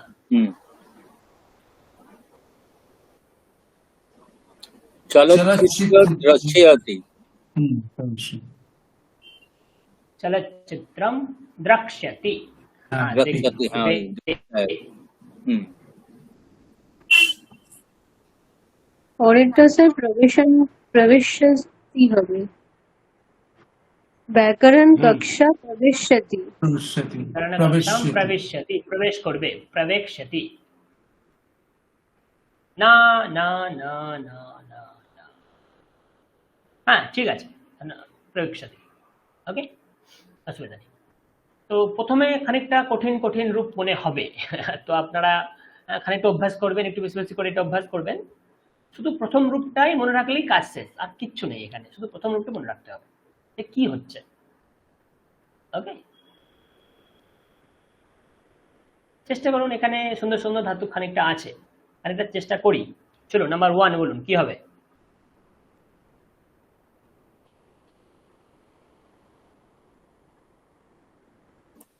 अहम देवालयम, ओ अहम देवालयम स्वाहा गमिष्यामि। স্বহা মানে কাল, যেহেতু কাল মানে ভবিষ্যৎ কালের ক্ষেত্রে প্রযোজ্য, তাহলে আহম স্বহা উদ্যানম গমিষ্যামি, আহম স্বহা দেবালয়ম গমিষ্যামি। তারপরে अहम अपि वेदम पठिष्यामि। अहम अपि वेदम पठिष्यामि। তারপর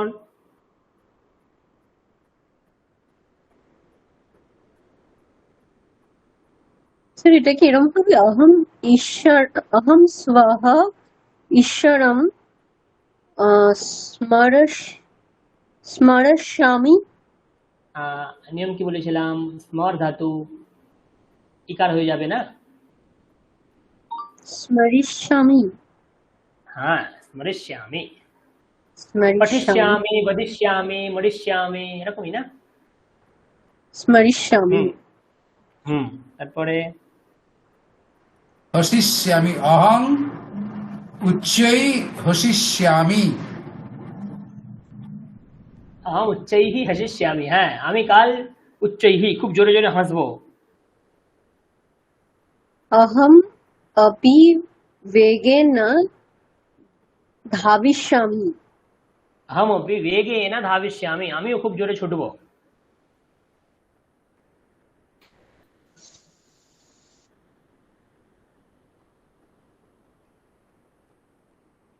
তারপরে अहम कंदुकेन क्रीडिष्यामि। কন্দুকেন বল, আমি বলের সাথে খেলা করব।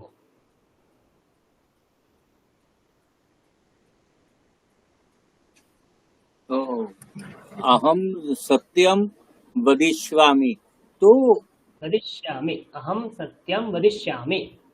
এই কোনো একটা শান্তি মন্ত্রতে আছে না, এই সত্যম বদিষ্যামি, ঋতম বদিষ্যামি, সত্যম তো বদিষ্যামি, ঋতম বদিষ্যামি, একদম আচ্ছা আচ্ছা, এগুলোই আছে।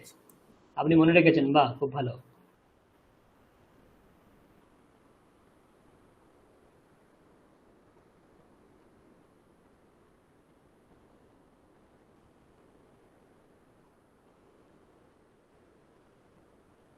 তারপরে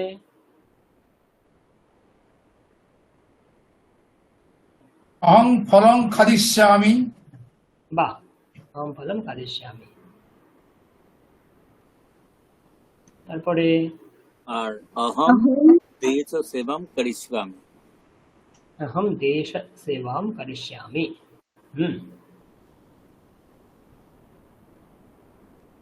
ওকে, এইরকম ভাবে অনেক অনেক উদাহরণ আপনারা পাবেন। আর একটা গল্প, আচ্ছা এটা একবার দেখুন, এটা বহুবচন চিহ্নিত করতে কাজে লাগবে। চলুন, নাম্বার 1 কি হবে?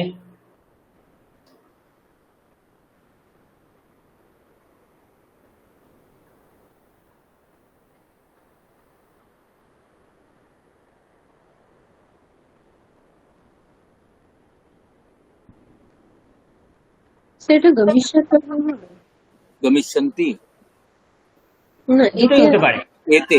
এতে দুটোই হতে পারে। এতে যদি পুংলিঙ্গ হয় তাহলে গমিষ্যন্তি, আর হুম, এতে যদি স্ত্রীলিঙ্গ হয় তাহলে গমিষ্যতঃ, দুটোই হতে পারে। তারপরে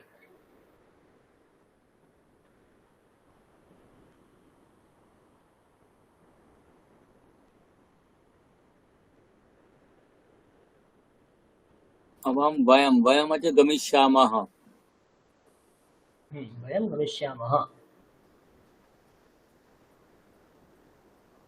তারপরে एताः बालिकाः।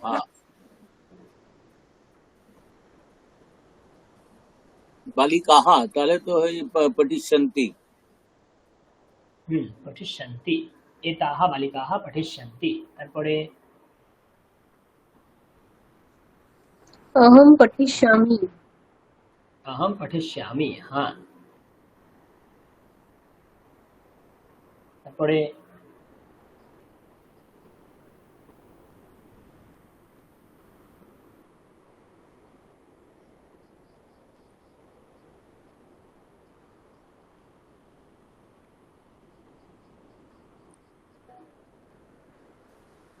এটা 5 নম্বর, সহ প্রাতঃ ত্বাম।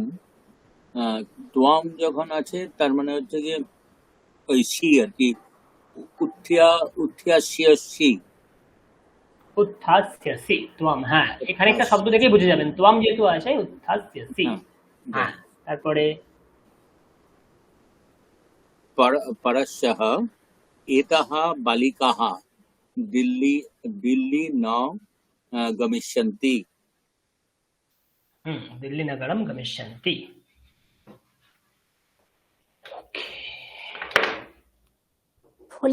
এরপর একটা ফলিষ্যন্তি হবে। গ্রীষ্মকালে আমরাহ ফলিষ্যন্তি। আচ্ছা, এখানে না হঠাৎ করে প্রচন্ড ঝড় বৃষ্টি শুরু হয়েছে, বজ্রাঘাতও পড়ছে, তো কি করণীয় বুঝতে পারছি না।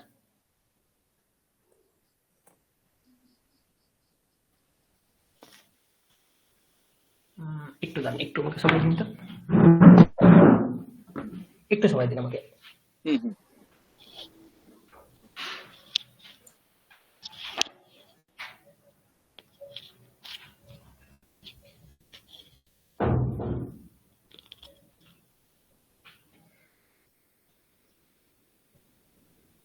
এক কাজ করছি,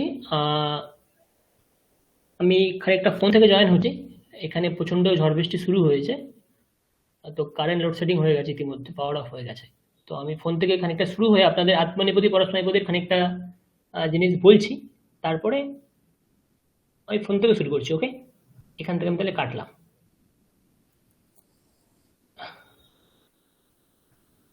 একটু দাঁড়ান, আপনারা থাকুন, আমি এক্ষুনি জয়েন করেছি ফোন থেকে।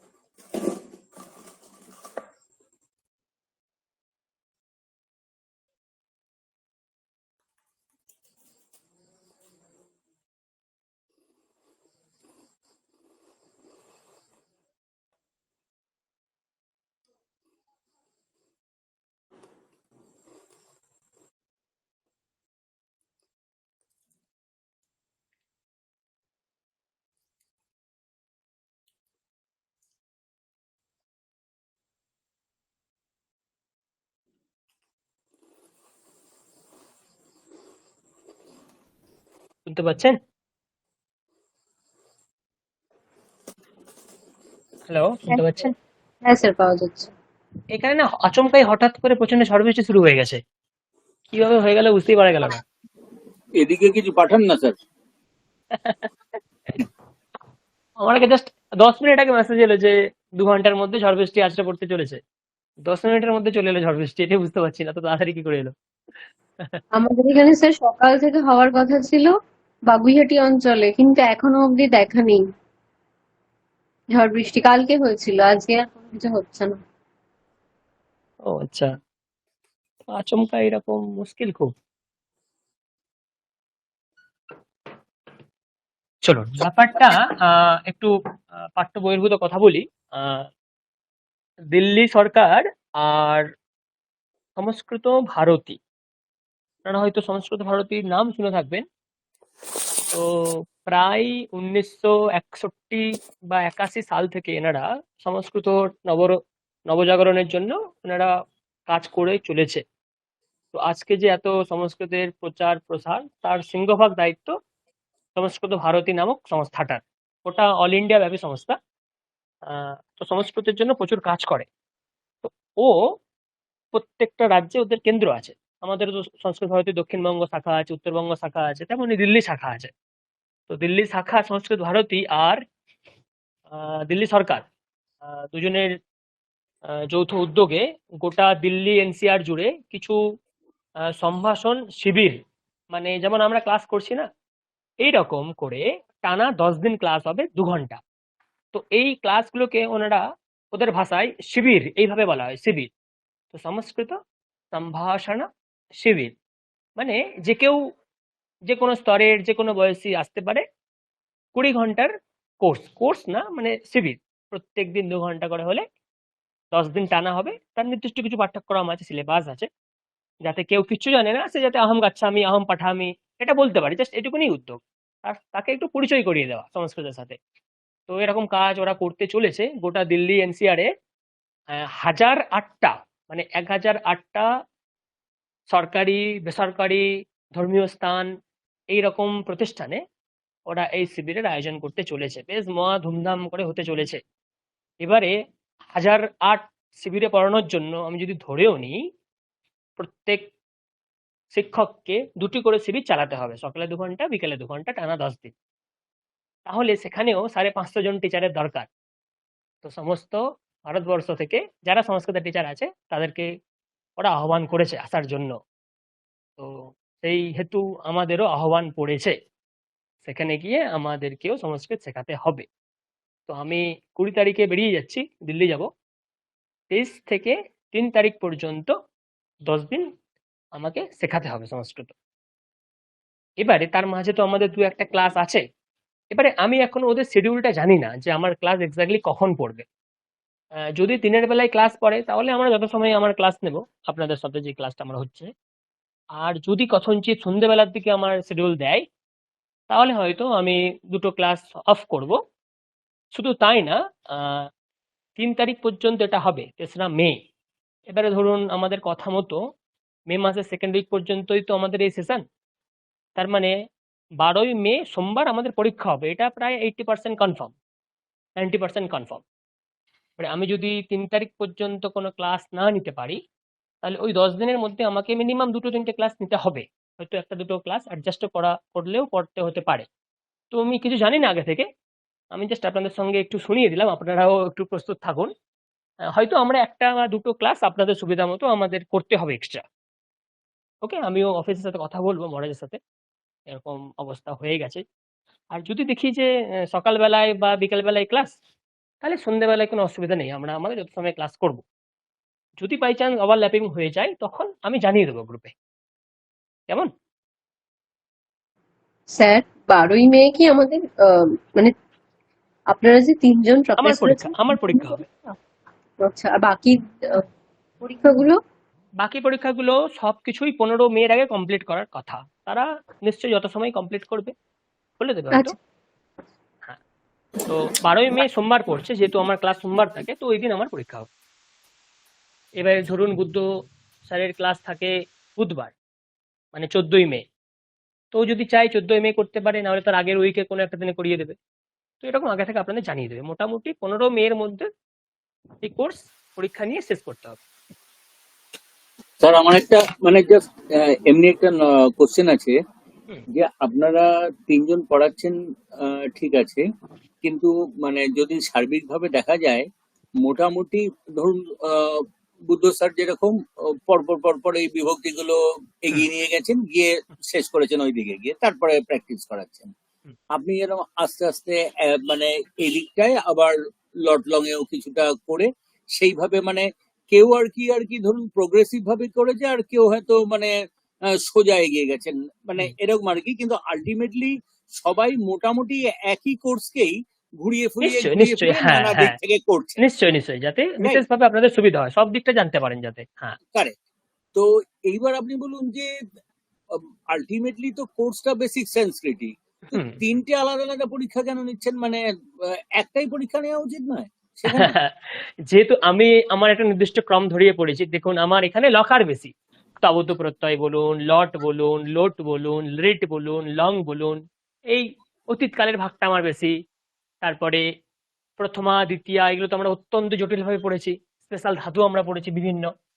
তেমনি বুদ্ধ স্যার যেগুলো পড়িয়েছে, প্রত্যেকটা বিভক্তি, প্রত্যেকটা কারকের কিভাবে প্রয়োগ হয়, ও এই দিকগুলো ভালোভাবে পড়িয়েছে। কিন্তু আমি আপনাদের এই কালের দিকগুলো বিশেষভাবে পড়িয়েছি। এবার যদি একটা পরীক্ষা হয়, তাহলে ধরুন 100 নাম্বারের পরীক্ষা, তাহলে আমি যে 4 মাস পড়ালাম, তাহলে আমি 30 নাম্বারের আপনাদের কি প্রশ্ন করব আমি? তো তাই জন্য আমরা কি করি, প্রত্যেকে নিজেরা যেই আধারে পড়িয়েছি সেই আধারকে কেন্দ্র করে ওই রকম ভাবে প্রশ্ন আপনাদের সামনে দিই, যাতে আপনারা 3 রকম মাইন্ডসেট নিয়ে 3বার পরীক্ষা দিতে পারে, যাতে অথচ আপনার আমরা কিন্তু এক একজন একটাই আধার। তো সেইভাবে আপনারা যাতে 3বার পরীক্ষা দিতে পারেন, 3বার অভ্যাস হয়ে যাবে। তো এই দৃষ্টিতে পরীক্ষা। বুদ্ধ বুদ্ধ স্যারের পরীক্ষা তো মনে হয় গুগল ফর্মে হয়ে যাবে হয়তো, আশা করি, জানি না কি হবে, কিন্তু আমার পরীক্ষায় আর আপনাদের দুটো বিশদে প্রশ্ন লিখতে আছে। হবে।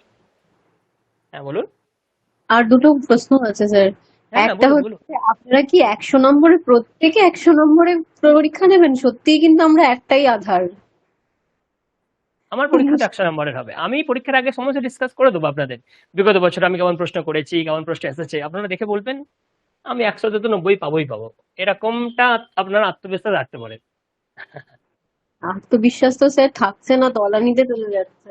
না, অভ্যাস করতে করতে আত্মবিশ্বাস রয়ে যাবে। তো আমি কোশ্চেন অ্যান্সার ডিসকাস করবো পরীক্ষার আগে সব, আপনাদেরকে আমি পরীক্ষা প্যাটার্ন কি হবে সব জানিয়ে দেবো, কোনো চিন্তা করবেন না। সব জানিয়ে দেবো। আচ্ছা, হ্যাঁ, তো এটাই বলার ছিল যে দিল্লি যেতে হবে আমাকে হয়তো দুদিন পরেই। তো যদি ক্লাসগুলো টাইম অ্যাডজাস্ট না হয়, তাহলে হয়তো ক্লাস আমি নেবো না 1 সপ্তাহ। আর যদি দেখি যে আমার সময় রয়ে যাচ্ছে, তখন আমি আমার যেমন ক্লাস তেমনই নেবো। তার আগে আমি আপনাদের গ্রুপে জানিয়ে দেবো আমার কি হতে চলেছে। ওকে, চলুন আত্মনেপতি পরস্মৈপতি একটু সামান্য বলি। তো কি হয়, আমরা যখন কোনো ক্রিয়া করছি, যে ধাতু আমরা আলাপ করছি না, ধাতুর দুটো জিনিস আছে। একটি হচ্ছে ফল, একটি হচ্ছে ব্যাপার। প্রত্যেকটা ধাতুর একটি করে ফল আছে। যেমন রামः গচ্ছতি, রামः গচ্ছতি। এর মানে কি? এর মানে কি? রাম রাম যায়। যাচ্ছে। তাহলে এই যে যাচ্ছে, যাওয়া, সংস্কৃত ভাষায় দেখতে গেলে এই যে গম ধাতুর একটি নির্দিষ্ট ফল আছে। কি ফল? এই গম ধাতুর ফল হচ্ছে এক স্থান থেকে অন্য স্থান প্রাপ্তি। যাওয়া মানে কি? আপনি নিশ্চয়ই এক থেকে তো একেই যাবেন না, আপনি নিশ্চয়ই এক থেকে দুয়ে যাবেন, তেমন দুই থেকে একে যাবেন। তার মানে দুটি ভিন্ন ভিন্ন স্থান আপনার সামনে ধরা দিচ্ছে। তার মানে গম ধাতুর ফল হচ্ছে এক স্থান ত্যাগ পূর্বক অপর স্থান প্রাপ্তি। ব্যাপারটা ধরতে পারছেন? এক স্থান ত্যাগ পূর্বক দ্বিতীয় স্থানের প্রাপ্তি, এই সম্পূর্ণটা হচ্ছে গম ধাতু। এবারে বলুন, এই যে ফলটা, এই ফলটা কার? এই ফলটা কিন্তু কর্তার ফল না।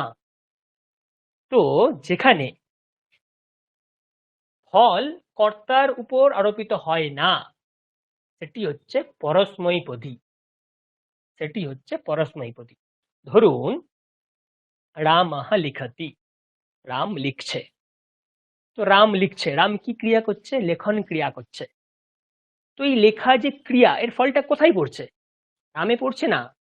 এই ফলটা আপনি একটি কাগজে, একটি পত্রে আপনি লিখছেন, এই ফলটা ওই নির্দিষ্ট কাগজ বা নির্দিষ্ট পত্র বা নির্দিষ্ট যেখানে আপনি লিখছেন সেখানে পড়ছে। রামে কিন্তু এই ফল পড়ছে না। তো যেখানে ফল কর্তার উপর আরোপিত হয় না, যেখানে ফল কর্তার উপর পড়ে না, সেটি হচ্ছে পরস্মৈপদী। পরস্মৈ মানে পরের। যেখানে ফল পরের জন্য করা হয়, সেটা হচ্ছে পরস্মৈপদী। রামः লিখতি, রাম লিখছে। রামः গচ্ছতি, রাম যাচ্ছে। রাম কিন্তু যাচ্ছে, কিন্তু যাওয়া রূপ যেই কর্ম, এই কর্মের ফল কিন্তু রামে আসছে না। একটু ব্যাকরণের ভাষা জটিল হয়ে যাবে, তো আমি আপনাদের সোজা করে বলছি যে এমন এমন বিশেষ ধাতু আছে যেটা আমাদের সিলেবাস আমরা পড়ছি সব পরস্মৈপদী। মানে এই ধাতুগুলোর ফল, তার আশ্রয় কিন্তু রাম না। বাপরে, তার আশ্রয় কিন্তু রাম না। ক্লিয়ার? তো যেখানে ফল কর্তার উপর পড়ে না, কর্তাকে আশ্রয় করে না, সেটি হচ্ছে পরস্মৈপদী। পরস্মৈ কথার মাধ্যমে মনে রাখবে, পরের জন্য, পরের জন্য। যেখানে ফলটা পরের জন্য আরোপিত হয়, পরের উপর পড়ে, সেটি হচ্ছে পরস্মৈপদী। ঠিক তার বিপরীত, যেখানে ফলটা নিজের উপর আরোপিত হয়, মানে কর্তার উপর আসে, সেখানে সেটা হচ্ছে আত্মনেপদী। উদাহরণ দেখুন, সেবতে, বালকः সেবতে, বালক সেবা করছে। এই যে সেবা রূপী যে ফল, এই ফলটা কোথায় আসছে? এই ফলটা কিন্তু যে রুগী সেখানে যাচ্ছে না, যে রুগী সেবা করছে তার উপরে আসছে এই ফলটা। যখন সেবারূপ ফল করা হচ্ছে, কাজ করা হচ্ছে, তখন এই যে আমি সেবা করছি, ফলটা কিন্তু রোগীর উপর যাচ্ছে না, বা যাকে আমি সেবা সেবা করছি তার উপরে পড়ছে না, যে সেবা করছে তার উপরে ফলটা আসছে। তার মানে যেখানে ফল কর্তাকে আশ্রয় করে, সেটি হচ্ছে আত্মনেপদী। আর আত্মনেপদী হলে সেখানে আমরা সেবতে, এধতে, বর্ততে, ত্যজতে, বন্দতে, এইভাবে আমরা আত্মনেপদী পরস্মৈপদীর বিধান করতে পারি। তো সোজা কথাই, যেখানে ক্রিয়ার ফল কর্তার ওপর পড়ে, সেটি হচ্ছে আত্মনেপদ। যেখানে ক্রিয়ার ফল কর্তা ভিন্ন অন্য কারোর ওপর পড়ে, সেটি হচ্ছে পরস্মৈপদ। এইভাবে দুটো আপনারা ধরন বুঝতে পারেন। ওকে? ম্যাডাম বলুন। স্যার, এখানে আপনি যে বলছেন রাম সেবতি, রাম সেবতে, সেবা সেবতে, সেবতে। সেবতি, রাম হ্যাঁ, সেবা করছে, কিন্তু করছে। যাকে সেবা করছে সে ধরুন সেই সেবায় যদি সুস্থ হয়ে ওঠে, তাহলে তো সেই ফলটা তার হচ্ছে। রামের এখানে তো সুস্থ করার এই ফল তো নিচ্ছি না, এখানে যেই ক্রিয়া করা হয়েছে তার ফল। হ্যাঁ, ও সেবা রাম করছে, যে সেবার কাজটা ফল। করলো, ফলটা তো অন্যের উপরে গিয়ে পড়ছে, এফেক্টটা তো অন্যের উপরে হচ্ছে। মানে তাহলে আমার একটা রাম, ডাউট, আমি ডাউটে হ্যাঁ হ্যাঁ ডাউটে ঠিক আছে, ক্লিয়ার করি। হ্যাঁ ঠিক আছে, তাহলে রাম সেবা করছে। কি কাজ হচ্ছে? সেবা করা। সেবা করার, হ্যাঁ সেবা করার ফল রোগীর ওপর পড়ছে আপাতত দৃষ্টিতে মনে হবে, কিন্তু ব্যাকরণ বলছে যে ওই ফল হচ্ছে গৌণ ফল। রোগীর ওপর যে ফল পড়ছে ওই ফল আমরা দেখব না। যে ওই ফলটাকে পাওয়াচ্ছে, রোগীকে সুস্থ করছে, যার সেবায় রোগী সুস্থ হয়ে উঠছে, সে কর্তাতে ফলটা আসছে। ভালো কর্ম আমরা করছি, তো সেই ফলটা সেই কর্তাতে আসছে, এটা হচ্ছে মুখ্য ফল। আর তার মাধ্যমে রোগী সুস্থ হয়ে উঠছে, এটা হচ্ছে গৌণ ফল। তো মুখ্য ফল যেখানে পড়বে সেটা আত্মনেপদী হবে। কর্তার উপরে যেহেতু পড়ছে মুখ্য ফল, তাই জন্যে এখানে এটা আত্মনেপদী এরকম বিধান করা আছে। তো এই জটিল জটিল ব্যাপার আছে বলেই হয়তো আমরা কেউ এতদিন মুখ খুলিনি। জাস্ট পরস্মৈপদী আত্মনেপদী বলে এগিয়ে গেছিলাম। না, তাও স্যার আপনি বললেন বলে এটা মানে এই হ্যাঁ জিজ্ঞাসাটা মানে সকলেরই ছিল, হ্যাঁ, তো কিছুটা অন্তত হ্যাঁ দুটি দুটি পদ মনে রাখুন, পরস্মৈপদী, পর মানে অপরের জন্য। যেই ফল কর্তার উপর আশ্রিত হয় না, অন্যের উপর আশ্রিত হয়। যেমন যাওয়া, রাম যাচ্ছে। রাম যাচ্ছে, এখানে রামের কোনো ক্রেডিট নেই। রাম এক স্থান থেকে অন্য স্থানে পৌঁছাচ্ছে। এই ভিতরের এই যে কর্মটা, এই যে ফলটা, এই ফলটা কিন্তু রামের না। এই ফলটা হচ্ছে এক স্থান থেকে অন্য স্থানে পৌঁছানোর। তাই জন্য এই ফলটা কর্তার উপর আসছে না, তাই জন্য পরস্মৈপদী। রাম স্যার, যখন সেবা করছে তখন সেই ফলটা রামের উপর আসছে, তখন সেটা আত্মনেপদী। হ্যাঁ বলুন। এ- হ্যাঁ, বলুন বলুন। না, আমি হ্যাঁ, বলছি যে এটা খুব এক্সট্রাঅর্ডিনারি এক্সপ্লেনেশন, খুব মানে এটা একদম মানে এবার ক্লিয়ার হয়ে গেল পুরো ব্যাপারটা। এতদিন এইটাতে বড় কনফিউশন হতো। এই জন্যই গুড। তো নামের আচ্ছা, মাধ্যমে মনে রাখবেন। হ্যাঁ স্যার বলুন। বলছি রাম বই পড়ছে, তাহলে তো এটা আত্মনেপদী। কেন? কারণ পট ধাতুর অর্থ, হ্যাঁ পট ধাতুর ক্রিয়া, পট ধাতুর অর্থ দেখতে হবে। পট ধাতুর অর্থ দেখতে হবে কি আছে। পট ধাতুর অর্থ, হ্যাঁ, পরধাতু যে পড়ছে, বইটা যে পড়ছে, হুম, হুম। সে তার তো উপকার ফলটা পাচ্ছে, রামই পাচ্ছে, কর্তা পাচ্ছে তো। আপনি যেই দৃষ্টিতে ফলের বিবেচনা করছেন, ব্যাকরণের ভাষায় তো ওই দৃষ্টির ফল নয়। তার মানে আমরা, ব্যাপারটা খুব জটিল লাগছে আমার কাছে। হ্যাঁ একটু তো জটিলতা অবশ্যই আছে।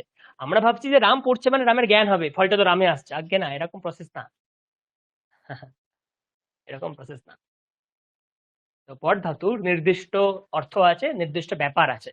তাই জন্যে ব্যাকরণ যারা সূচনা করে পড়তে, তারা তাদেরকে প্রথমেই ধাতুর দুটো জিনিস আছে, একটি হচ্ছে আহ ফল, আর একটি হচ্ছে ব্যাপার। এই দুটো জিনিস জানা বাধ্যতামূলক, তবেই সে আত্মনেপদী পরস্মৈপদীর বিধানটা বুঝতে পারবে। তো যাই হোক, আমি খানিকটা আলোচনা করলাম। পরবর্তীকালে যদি কোনো সুযোগ হয় আমি বিশদ আলোচনা করবো, বিভিন্ন উদাহরণ সহযোগে কিভাবে কি হচ্ছে আমি বিশদ ব্যাকরণ ঘেটে আমি জেনে এসে আমি আপনাদের নিশ্চয়ই জানাবো। আচ্ছা, স্যার কিন্তু আর এই যে স্যার ফল বললেন, আর ব্যাপারটা কি জিনিস একটু ছোট্ট করে বলুন। ফলেরই একটা রূপ হচ্ছে ব্যাপার। ফলেরই একটা রূপ হচ্ছে ব্যাপার। ফল মানে তার কি ফলটা লাভ হচ্ছে, আর সে সেই ফলটা লাভ করছে কিভাবে। এই যে আমরা বলি না রান্না করা, কেউ যদি রান্না করে, শুধু আমরা এই রান্না করাটাকেই রান্না করা বুঝি, কিন্তু ব্যাকরণের ভাষায় বাজার করা থেকে শুরু করে সবজি কাটা, সবজি ধোয়া, থালা বাসন পরিষ্কার করা, ওভেনের জ্বালানো, সেখানে আগুন দেওয়া, কড়া চাপানো, তেল ঢালা, সমস্ত কিছুই হচ্ছে রান্না করা। কিন্তু আমরা প্রকৃতপক্ষে রান্না করা বলতে কি বুঝি? সমস্ত রেডি আছে, উপরে হচ্ছে আমরা খুন্তি নাড়ালাম, রান্না করা। আজ্ঞে না। তো ব্যাকরণের ভাষায় রান্না করা মানে প্রথম থেকে একদম শেষ বিন্দু পর্যন্ত যা সমস্ত ঘটনা, সব ঘটনা একত্রিত করানো হচ্ছে রান্না করা। এইরকমই খানিকটা এখানেও প্রযোজ্য হবে। যাচ্ছে, যাওয়া মানে আমরা শুধু দেখছি যে যাচ্ছে, কিন্তু না, সেখানে অনেক কিছু একসঙ্গে লুকিয়ে আছে যাওয়ার মাধ্যমে। পড়ছে মানে আমরা শুধু বুঝছি রাম হয়তো পড়ছে, কিন্তু না, সেখানে অনেক কিছু যুক্ত আছে। তো প্রত্যেকটা জিনিস সেখানে গণনা হবে। তো এইভাবে একটু জটিল এইগুলো ব্যাপার। তো ব্যাপার হচ্ছে এইটা, ওকে, সমস্ত প্রসেসটা। তো স্যার প্রত্যেকটা একটা ধাতুর, হ্যাঁ ডাউট ক্লিয়ার করতে চাই। ধরুন বলছি রাম লাভাতে, হুম, রাম লাভাতে, তাহলে এইটা তো স্যার আত্মনিপদী, আত্মনেপদী রাম লাভ করছে। রাম নিজে না লাভ করছে, তাই তো? হুম হুম ঠিক আছে, থ্যাংক ইউ স্যার। নিজের জন্য লাভ করছে। যেমন দেখুন গঙ্গা প্রবাহতে, প্রবাহতিও হয় প্রবাহতেও হয়। তো যখন গঙ্গা প্রবাহিত হচ্ছে, ওহো হো, তো গঙ্গা কার জন্য প্রবাহিত হচ্ছে? সে মানুষ ওখানে বসে আছে তাই জন্য নয় প্রবাহিত হচ্ছে, এরকমটা না। ব্যাকরণের দৃষ্টিতে সে তার নিজের অস্তিত্বের জন্য প্রবাহিত হচ্ছে, তাই জন্যে গঙ্গা প্রবাহতে এরকম রূপ চলে। তো আপনি পরস্পরপদীকে আত্মনেপদী করতেও পারবেন, তারও বিধান আছে। যেমন পাঠাতি না, পাঠাতি থেকে আত্মনেপদীও করা যায়। পাঠ্যাতে, প্রাপাঠ্যাতে, এরকম করে নানান প্রসেস আছে, অনেক জটিল জটিল আর একটু উপরের দিকে ব্যাপার স্যাপার আছে। তো ইনিশিয়াল স্টেজে আপনারা জাস্ট একটুখানি বুঝুন, আত্মনেপদী পারস্ময়পদী। যখন ফল নিজের জন্য, যখন ফল কর্তাতে আসছে তখন আত্মনেপদী, যখন ফল কর্তা ছাড়া অন্য কোথাও যাচ্ছে সেটা আত্মনেপদী, এই সেটা পরস্ময়পদী, পরের জন্য। ওকে, এইটুকুনি খানিকটা, এইটুকুনি আর জেনে রাখুন। আমি অন্যদিন সময় হলে বাকিটা আরো একটু বিশদে উদাহরণ সহযোগে 3-4টে উদাহরণ দিয়ে আমি পার্থক্য বুঝিয়ে দেবো ভালো করে। না, মানে এই যে ধরুন রাম গচ্ছতি, এই যে গম ধাতু, এই ফলটা রামের উপরে পড়ছে না, অন্য জায়গায় পড়ছে, তাই তো? অন্য কর্তার উপর জায়গায় পড়ছে, পড়ছে হ্যাঁ না, হ্যাঁ, কর্তার উপর পড়ছে না। কর্তার উপর পড়ছে না, তাহলে ওটা কোথায় হ্যাঁ ওটা তাহলে পরস্ময়পদী, তাই তো? হ্যাঁ, ওই ফলটা কোথায় পড়ছে? 1 গ্রাম থেকে অন্য গ্রামে যাচ্ছে, ওই গ্রামের উপর পড়ছে।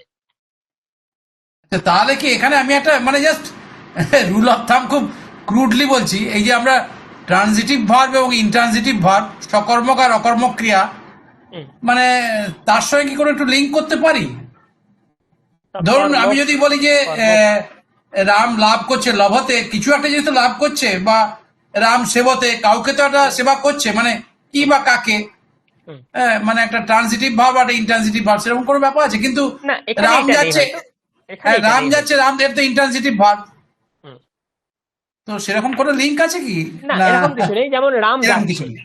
যদি আপনি বলেন রামঃ গাচ্ছতি, তো এই যে গাচ্ছতি যাওয়া, এটাকে কর্ম হতেই হবে, মানে সকর্মক হতেই হবে, নাহলে কি করে হবে? এটা সকর্মক হতে হবে। তো এইরকম কোনো ব্যাপার নেই হয়তো, এরকম কোনো ব্যাপার নেই, এটা একটা অন্য পদ্ধতি। তার মানে এখানে একটু বাংলার সঙ্গে ডিফারেন্স আছে, বুঝতে পারলাম। একটু ডিফারেন্স আছে, একটু ডিফারেন্স হ্যাঁ হ্যাঁ অবশ্যই হ্যাঁ, আছে। হ্যাঁ হ্যাঁ, ঠিক আছে, ওকে ওকে একটু ওকে। ডিফারেন্স আছে। যেমন সমাপিকা অসমাপিকা ক্রিয়া, যেই ক্রিয়া ধরুন শেষ হচ্ছে সেটি সমাপিকা, আর ক্রিয়া বলার পরেও একটু কিছু আহ, রয়ে যাচ্ছে, বলার বাকি আছে, সেটা অসমাপিকা ক্রিয়া। সেটা আপনি ওই ত্বা প্রত্যয় সহযোগে বলতে পারবেন, লিয়া প্রত্যয় যোগে বলতে পারবেন, এইগুলোকে খানিকটা আপনি বলতে পারবেন সমাপিকা অসমাপিকা ক্রিয়া বলতে পারবেন।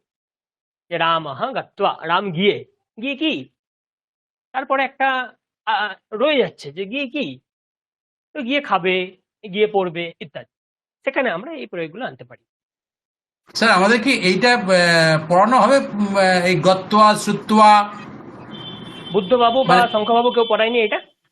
না, এটা বলাতে আউট অফ সিলেবাস বলেছে। এটা কিন্তু ডিটেলসে, হ্যাঁ হয়, এটা জাস্ট গল্পের মাধ্যমে হয়েছে, কিন্তু পড়ানো সেইভাবে হয়নি। ওকে ওকে ওকে, ঠিক আছে, সময় তো আমাদের কাছে, আমাদের হাতে 1 ঘন্টা হলেই হয়ে যাবে। ঠিক আছে, আমরা পড়বো, অসুবিধা নেই। অ্যাকচুয়ালি আমারই পড়ানোর কথা, আমি প্রথম দিকে একটু সময় বেশি নিয়ে নিয়েছি, যাই হোক, ঠিক আছে, অসুবিধা নেই। গত্বা তুমু, দ্রষ্টুম, এটা খানিকটা পড়বো, হয়ে যাবে, অসুবিধা নেই। তাহলে আমি এক কাজ করি, আপনারা যেহেতু বিভক্তি ইতিমধ্যে ভালোভাবে বুঝেছেন, তাহলে আমি তৃতীয়া পর্যন্ত তো আমরা ভালো করে দেখেছি, চতুর্থী, পঞ্চমী, ষষ্ঠী, সপ্তমী, এগুলো যেহেতু আপনারা দেখেছেন, তাহলে আমি এখানে ডিটেলসে যাব না, কোন কোন অর্থে হয় একবার আলোচনা করিয়ে এই ক্রিয়াপদ যেগুলো আমাদের বাকি আছে, তুমুন প্রত্যয় বাকি আছে আর তোয়া প্রত্যয় বাকি আছে, এই দুটোতে একটু জোর দেবো, তাহলে তাহলে সুবিধা হবে। ওকে, আর আমরা তো প্রথম থেকে তো নাম্বারিং শিখেছি, দিবস শিখেছি, ঘড়ি দেখা শিখেছি, বাসর নির্ণয় শিখেছি, তাই না? এগুলো তো শিখেছি আমরা। স্যার আপনি বিভক্তিটা আরেকবার ব্রাশ আপ করবেন প্লিজ। অ্যাকচুয়ালি সময় তো পাওয়া যাচ্ছে না, আর তো হাতে গুনে 3-4টে ক্লাস পাবো হয়তো। তাহলে যদি বলেন আপনারা আমাকে যদি 2টো ক্লাস এক্সট্রা নিতে হয়, এবার আপনাদের সময় সাপেক্ষ ব্যাপার, না আমার তো কোনো অসুবিধা নেই। তো আমার না, মনে হয় এখনো আমরা বোধহয় মানে আমরা একবার নিজের মধ্যে আলোচনা করিনি, তবে আমার মনে হয় যে আমাদের অসুবিধা হওয়া উচিত নয়। না আমরা তো স্যার, অসুবিধা নেই তাই না? কোনো। আপনি আপনি ব্যাপারটা আরেকটু মানে ব্রাশ আপ করে দিলে ভালোই হবে, ওকে উপকৃতই ওকে হবে। তাহলে আমি আমার যে সাধারণত ক্লাস আছে যা আছে আমি আর তাহলে দুটো ক্লাস এক্সট্রা নেওয়ার জন্য ভাবছিলাম। আমি অফিসেও জানাবো, আমি আপনাদেরকেও ডেটগুলো বলে রাখবো। যদি পসিবল হয় তাহলে আপনারা জয়েন করবেন, আগে থেকে আমি জানিয়ে রাখবো। ওকে, আমার মোটামুটি এখনো পর্যন্ত আর যদি 4টে ক্লাস পাই, মানে 8 ঘন্টা সময়, তো আমরা অনেকটাই শিখে যাবো, অসুবিধা নেই। আহ, শিখে যাবো অনেকটা, অসুবিধা নেই।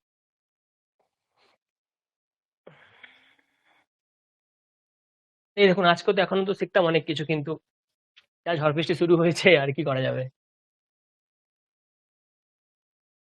নেটওয়ার্ক আছে, এটাই ভালো। চলুন, আপনাদের আর যদি কোনো প্রশ্ন থাকে আলোচনা করি, এখন সময় আছে আমাদের হাতে। কোথাও যদি অসুবিধা হয়, যে কোনো টপিক থেকে কোথাও অসুবিধা যদি হচ্ছে।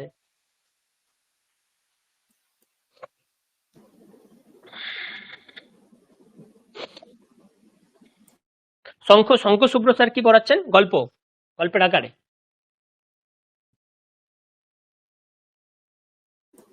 উনি গল্পের আকারে কিছু পড়াচ্ছেন, আর কিছু শ্লোকও পড়ে ওগুলোকে প্র্যাকটিস করাচ্ছেন, যেরকম এই গীতার শ্লোক। আচ্ছা আচ্ছা। তো এইগুলো পড়াচ্ছেন। বেশ। তো আপনারা বলুন, আপনারা প্রথমে জানুয়ারি মাসে যখন এসেছিলেন, এখন মোটামুটি 3-3.5 মাস অতিবাহিত, আপনাদের কি মনে হচ্ছে? শিখতে পেরেছেন কিছু কিছু? হ্যাঁ, মানে আমি অন্যদের কথা বলতে পারবো না, মানে প্রফেসর সাহেব আমাদের অনেক উপরের দিকে, কিন্তু মানে ব্যাপারটা কি হচ্ছে জানেন তো, যে মানে আমাদের এখন একটা মোটামুটি ভিতরে হয়তো একটা পরিকাঠামো টাইপের একটা হ্যাঁ, এসেছে, সেটাই।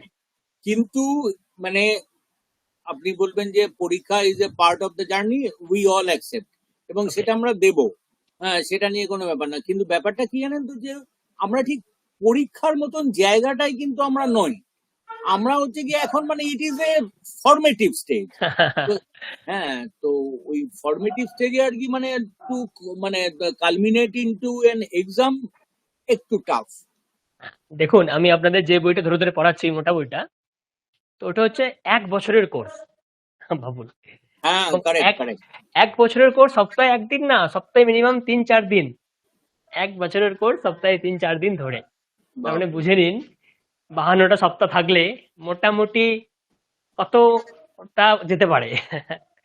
তো সেইভাবে কারেক্ট কারেক্ট। এবারে, হ্যাঁ, প্রথম দিকে আমি কি করছিলাম, ওই বইটা ধরে আমি প্রায় প্রত্যেক পাতাই করাচ্ছিলাম।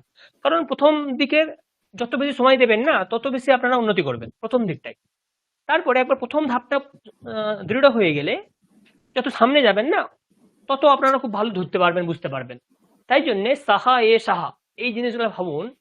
আমি আপনাদের প্রথম 1 মাস শুধু এইগুলোই পড়িয়ে গেছি, এর বাইরে আমি যাইনি কোথাও। হ্যাঁ হ্যাঁ, আপনার অ্যাকচুয়ালি মানে পড়ানোর স্টাইলটা খুব মানে হ্যাঁ, very logical and rational type, যার জন্যই মানে ওটা ধরতে সুবিধা হয়। এখন আপনি তে বা এতে থাকলেই বলে দেবেন যে পুংলিঙ্গে থাকলে বহুবচন, স্ত্রীলিঙ্গে থাকলে দ্বিবচন। কারেক্ট। এই যে ধরতে পারলেন, এটার পিছনে কিন্তু আপনাদের ওই শ্রমটা আছে। এক মাস আপনারা এটাই চর্চা করে গেছেন স্যার। একদম, মানে এইটা যেটা আপনি বলছেন না, এটা একদম ঠিক। কেন কি, আমি যখন ওই 2 বছর ধরে যখন ওই রাশিয়ান শিখেছিলাম, একটা সময় মনে হতো যে এই কি এক একটা কেসের উপরেই 2 মাস করে চলছে। হ্যাঁ, মানে খুব বিরক্ত লাগতো এক এক সময়, যে এই তো আমি জীবন, মানে কি এই আমার জীবন। কিন্তু দেখলাম যে at the end of the day, মানে যখন 1 বছর শেষ হলো, তখন কিন্তু আমরা একদম মানে টরটরে হয়ে গেছি, কোনো অসুবিধা নেই, মানে যে যেখান থেকে যা বলছে সব ঠিক আছে। কিন্তু এই 4 মাসের মধ্যে এই এত ম্যাট্রিক্স আর এতগুলো, বাপরে বাপ। তাই জন্য একসাথে সবকিছু না পড়িয়ে, যেটুকুনি আপনাদের পড়ানো হচ্ছে, যদি খুব ভালোভাবে পড়ানো হয়, তাতেই আপনারা অনেক লাভবান হতে পারবেন। তো দ্বিতীয় কোর্সও আছে এরপরে, সেখানেও আলাদা 3জন স্যার আছেন। তো যেখানে যে সম্বন্ধে এখানে আপনাদের ধারণা হয়নি, আহ, ওখানে একটু ভিন্ন সিলেবাস, এর থেকে একটু উপরে। তো সেখানে গিয়ে আপনি আরো শব্দ শিখতে পারবেন। দেখুন, আমি আপনাদের শুধু এই কয়েকটা শব্দের উপরেই জোর দিয়ে এসেছি, যেমন অকারান্ত রামাহা, তারপরে আকারান্ত সীতা, তারপরে দীর্ঘিকারান্ত নদী, অকারান্ত নপুংসক ফল। এই 4টে বিশেষ্য। বিশেষ সর্বনামের মধ্যে সাহা, এসাহা, তা, এষা, তৎ, এতৎ, ভবান, ভবতি, ত্বম, আহম। এই শব্দগুলির বাইরে কিন্তু আমি কোনো শব্দ বলিনি আপনাদের। একদম তো কারেক্ট। হ্যাঁ, তো এই 14-15টা যে শব্দ, এই শব্দ যদি আপনাদের একবার দৃঢ় হয়ে যায়, আপনাদের বাকি শব্দ পড়তে তো হবেই, কিন্তু আপনি এই 12টা শব্দের দ্বারাই বিভিন্ন বাক্য প্রয়োগ করতে পারবেন, কোনো অসুবিধা হবে না। স্যার এই ব্যাপারটা আপনি একদম ঠিক বলছেন, কিন্তু প্রবলেম হচ্ছে যে বুদ্ধ স্যার যেরকম ধরুন পড়াচ্ছেন, উনি তো আর কোনো এক্সেপশন দিচ্ছেন না। উনি তো ওই যে 6 6 12 4 16, ওই 16 প্লাস সর্বনামেরও যে ধরুন টোটাল যটাই আছে, মানে 8খানা বা এরকম আছে, তো 24, তো 24 × 9, মানে এই জিনিস রিটেন করতে পারা খুব মুশকিলের ব্যাপার 4 মাসের কোর্স। ওই জন্যই আপনার যেটা স্যার করছেন সেটা তো একদম ঠিক। স্যার আমাদের আর কটা আছে কোর্স এরকম? এটা ফার্স্ট লেভেল, এরপর একটা সেকেন্ড লেভেল আছে, আপাতত 2টো লেভেল। তারপরে আগে তো একটা সমাস মানে একটু ব্যাকরণ স্পেসিফিক কোর্স চলতো, এখন চলে কিনা জানি না অতটা। হয়তো সেখানে খুব একটা ক্যান্ডিডেট আসতো না, ব্যাকরণ বোঝারও তো ব্যাপার আছে না। আপনারা যেমন আপনাদের ব্যাচটা অনেক স্ট্রং, আপনারা অনেক অ্যাক্টিভ। অন্যান্য ব্যাচে আমি দেখতাম ধরুন এনরোলমেন্ট আমি করিয়েছে 15 স্ট্রং জন, নই স্যার। আপনারা সবাই অ্যাভারেজ স্ট্রং বাকিদের তুলনায়। না, তো না, আপনারাও তো যথেষ্ট আলোচনা করছেন, চর্চা করছেন, তো বুঝতে পারছেন তাই না, চর্চা করছেন, বা আপনাদের এই যে ক্লাসে আসার যে উপস্থিতি, এটাও বাকিদের তুলনায় অনেক বেশি আমি যেটা দেখেছি। অন্য অন্য সেশনে 8 জন 7 জন করে আসতো, সেই জায়গাতে আপনারা তো মোটামুটি 9 জন 10 জন 11 জন করে তো আসেন প্রতি ক্লাসে। তো আপনাদের একটা ইন্টারেস্ট কোথাও না কোথাও আছে, তো এটাও তো প্রমাণিত হয় এর দ্বারা। তো ওইটাই, খানিকটা শুনতে হবে, খানিকটা বুঝতে হবে, খানিকটা পড়তে হবে। 4 মাসে তো পাকাপোক্ত তো হবেন না, একটা আইডিয়া পেয়ে যাবেন, এরপরে আপনি আর একটু সামান্য হেল্প নিয়েই সামনে এগিয়ে যেতে পারবেন। ওই স্যার এই ভয়টা পরের চলে যাবে, কোর্সে এটাই। আপনি পড়াবেন না? পরের কোর্সে তো আমাদের নেই, আমি পড়াবো না, আমার হচ্ছে এই বেসিক, এখানে আমার দায়িত্ব, বেসিক আমার দায়িত্ব। পরের কোর্সে আমাদের কোনো স্যারকেই পাবেন না, ওখানে আলাদা আরো 3 জন স্যার অপেক্ষা করছে। আচ্ছা, তবে তবে একটা ফিডব্যাক স্যার আমাদের সবার তরফ থেকে একটু দেবেন আর কি, সেটা হচ্ছে যে এই বেসিক কোর্সটা 4 মাসের জায়গায় অ্যাকচুয়ালি 6 মাস করলে, অ্যাটলিস্ট 6 মাস করলে খুব ভালো হয়। একদমই স্যার। হ্যাঁ, মহারাজকে তাহলে জানানো হবে এই ব্যাপারটা। হ্যাঁ, জানাবো। কম হবে, এত কিছু পড়তে হচ্ছে যে ভাষা শেখার যে আনন্দটা, সেটা যেন কোথায় ওই আহ, বিভক্তির আর এইসব প্রত্যয়ের খেলায় না, মানে আমার ক্ষেত্রে তাই হারিয়ে যেতে বসে। এই জন্যই আজকে আমি গল্প দিয়ে শুরু করলাম, কারণ প্রথমেই যদি ওরে বাবা পরীক্ষা, ওরে বাবা পরীক্ষা। আর একটা জিনিস স্যার, একটা জিনিস যে মানে দেখবেন, আমরা যখন এখানে এসেছিলাম প্রথম যে ক্লাস নয়, ইন্ট্রোডাক্টরি যেটা সেশন হয়েছিল, সবাইকেই প্রায় জিজ্ঞেস করা হয়েছিল যে আপনারা কেন হঠাৎ করে সংস্কৃত শিখছেন আজকে এসে। হ্যাঁ, তো ইনফ্যাক্ট মানে just more or less generally সবাই একটা কথা বলেছিলেন যে আমরা এই যে গীতা চণ্ডী এইসব খুব সুরটুর করে পড়ি, কারণ লোকজনের থেকে শুনে টুনে আমরা পড়ে যাচ্ছি, কিন্তু আমরা না বুঝি তার ভালো করে মানে। হ্যাঁ, তা বাংলা মানে লেখা আছে সেটা আমরা পড়ি, কিন্তু আমরা নিজেরা চাইছি যে মানে ইন্ডিপেন্ডেন্টলি ওটা পড়বো, আমরা বুঝবো। হ্যাঁ, এইটা হচ্ছে গিয়ে মানে মূল যেখানে ভাবনাটা ছিল, সেখানে আপনাদের বেসিক সংস্কৃত যেখানে আপনারা 4 মাস রেখেছেন, তো সেখানে কিন্তু আপনাদের অ্যাকচুয়ালি পরীক্ষা রাখার কোনো মানে নেই। এটা হচ্ছে যে মানে আপনারা ফান্ডামেন্টাল একটা মানে আমাদের একটা স্টেপ করে দিলেন, তারপরের থেকে যখনই করবেন তখন থেকে ডেফিনেটলি পরীক্ষা হবে। কেন কি এখন যদি আপনি মানে ধরুন, আমি ওইটাই বলছি, আমরা এখন সব কাঁচা মাটির ডেলা। হ্যাঁ, কেউ হয়তো একটু পেকেছে কোথাও, কেউ ওই রকম পেকেছে, কিন্তু পাকা হাঁড়ি কেউ হয়নি। তো সেই জায়গা থেকে কি পরীক্ষা নেবেন যে মানে আমরা কি শিখেছি, মানে এই মুখস্থ, এটা তো পরীক্ষা হয় না। না, মানে কনসেপ্ট ঠিক আছে কিনা সেটা জানার জন্য আপনারা জিজ্ঞেস করুন, তাহলে সবাই এসে আমরা বলি। হ্যাঁ, এবং মাঝে মাঝে ভুল হবে, মাঝে মাঝে এই হবে, বা সবাইকে একটা করে প্যারাগ্রাফ পড়তে দিন, উচ্চারণ দেখুন যে আমরা ঠিকঠাক করছি কিনা এগুলো। কিন্তু যদি আপনারা ওই রকম একদম মানে রিজিড হয়ে পরীক্ষা নেন, এটা ম্যাক্সিমাম চান্স যে মানে আমরা অনেক কিছুই পারবো না। তো এই ফিডব্যাকটাও আপনারা কাইন্ডলি দেবেন যে এই একদম বেসিকে লোকজন, এরপরে তো সংস্কৃতের প্রতি কারোর ভালোবাসা থাকবে না। শ্রাবণী ম্যাডাম যেটা বলছেন, কার ভালোবাসা থাকবে যে কেউ যদি এসে ভাবে যে এই 4 মাসের মধ্যে এত প্রচন্ড মুখস্থ করতে হবে আর সেগুলো গড়গড়িয়ে নামিয়ে দিতে হবে? কেউ পারবে না এই জিনিস করতে। স্যার শুধু মুখস্থ না, এত নিয়ম মনে রাখা কারেক্ট মানে কারেক্ট সেই একদম ঠিক বলছেন। তো এই জিনিসগুলো স্যার একটু মানে ফান্ডামেন্টালি মানে মহারাজদেরও বসে বোঝা দরকার যে ওনারা তো 2 বছর 4 বছর করে ওই ব্রহ্মচারী অবস্থায় শিখেছেন। তা সেইটা যদি 4 মাসে এক্সপেক্ট করেন যে আমরা গিয়ে ওইরকম পরীক্ষা দিয়ে দেবো, এটা তো সম্ভবই নয় কারোর পক্ষে। কোর্সটার সময় খুব সংক্ষিপ্ত, আর সত্যি যদি এটা 6 মাস হতো আরো বোধহয় আমরা মানে আমরা আত্মস্থটা বোধহয় ঠিক করে করতে পারতাম, সম্ভব জানি না। আর আরো সমস্যা স্যার, কম মানে সবাই আমরা এখানে প্রায় কম বেশি মানে ওয়ার্কি, মানে মানে এটা খুব সমস্যা হয়ে যায়।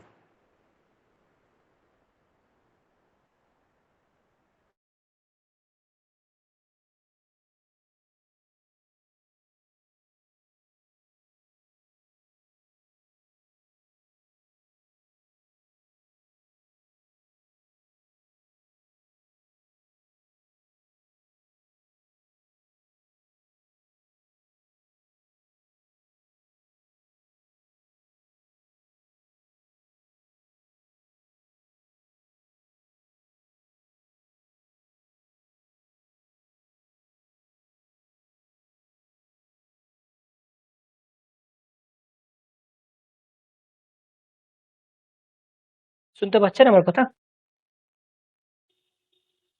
হ্যাঁ স্যার। হ্যাঁ হ্যাঁ।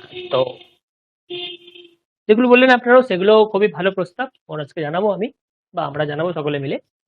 তারপর দেখা যাক। আর একটা তো যৎসামান্য মূল্যায়ন পদ্ধতি তো রাখতে হয়, তো সেইটাকে নজর করেই আর কি একটা মূল্যায়ন পদ্ধতি রাখা হয়েছে।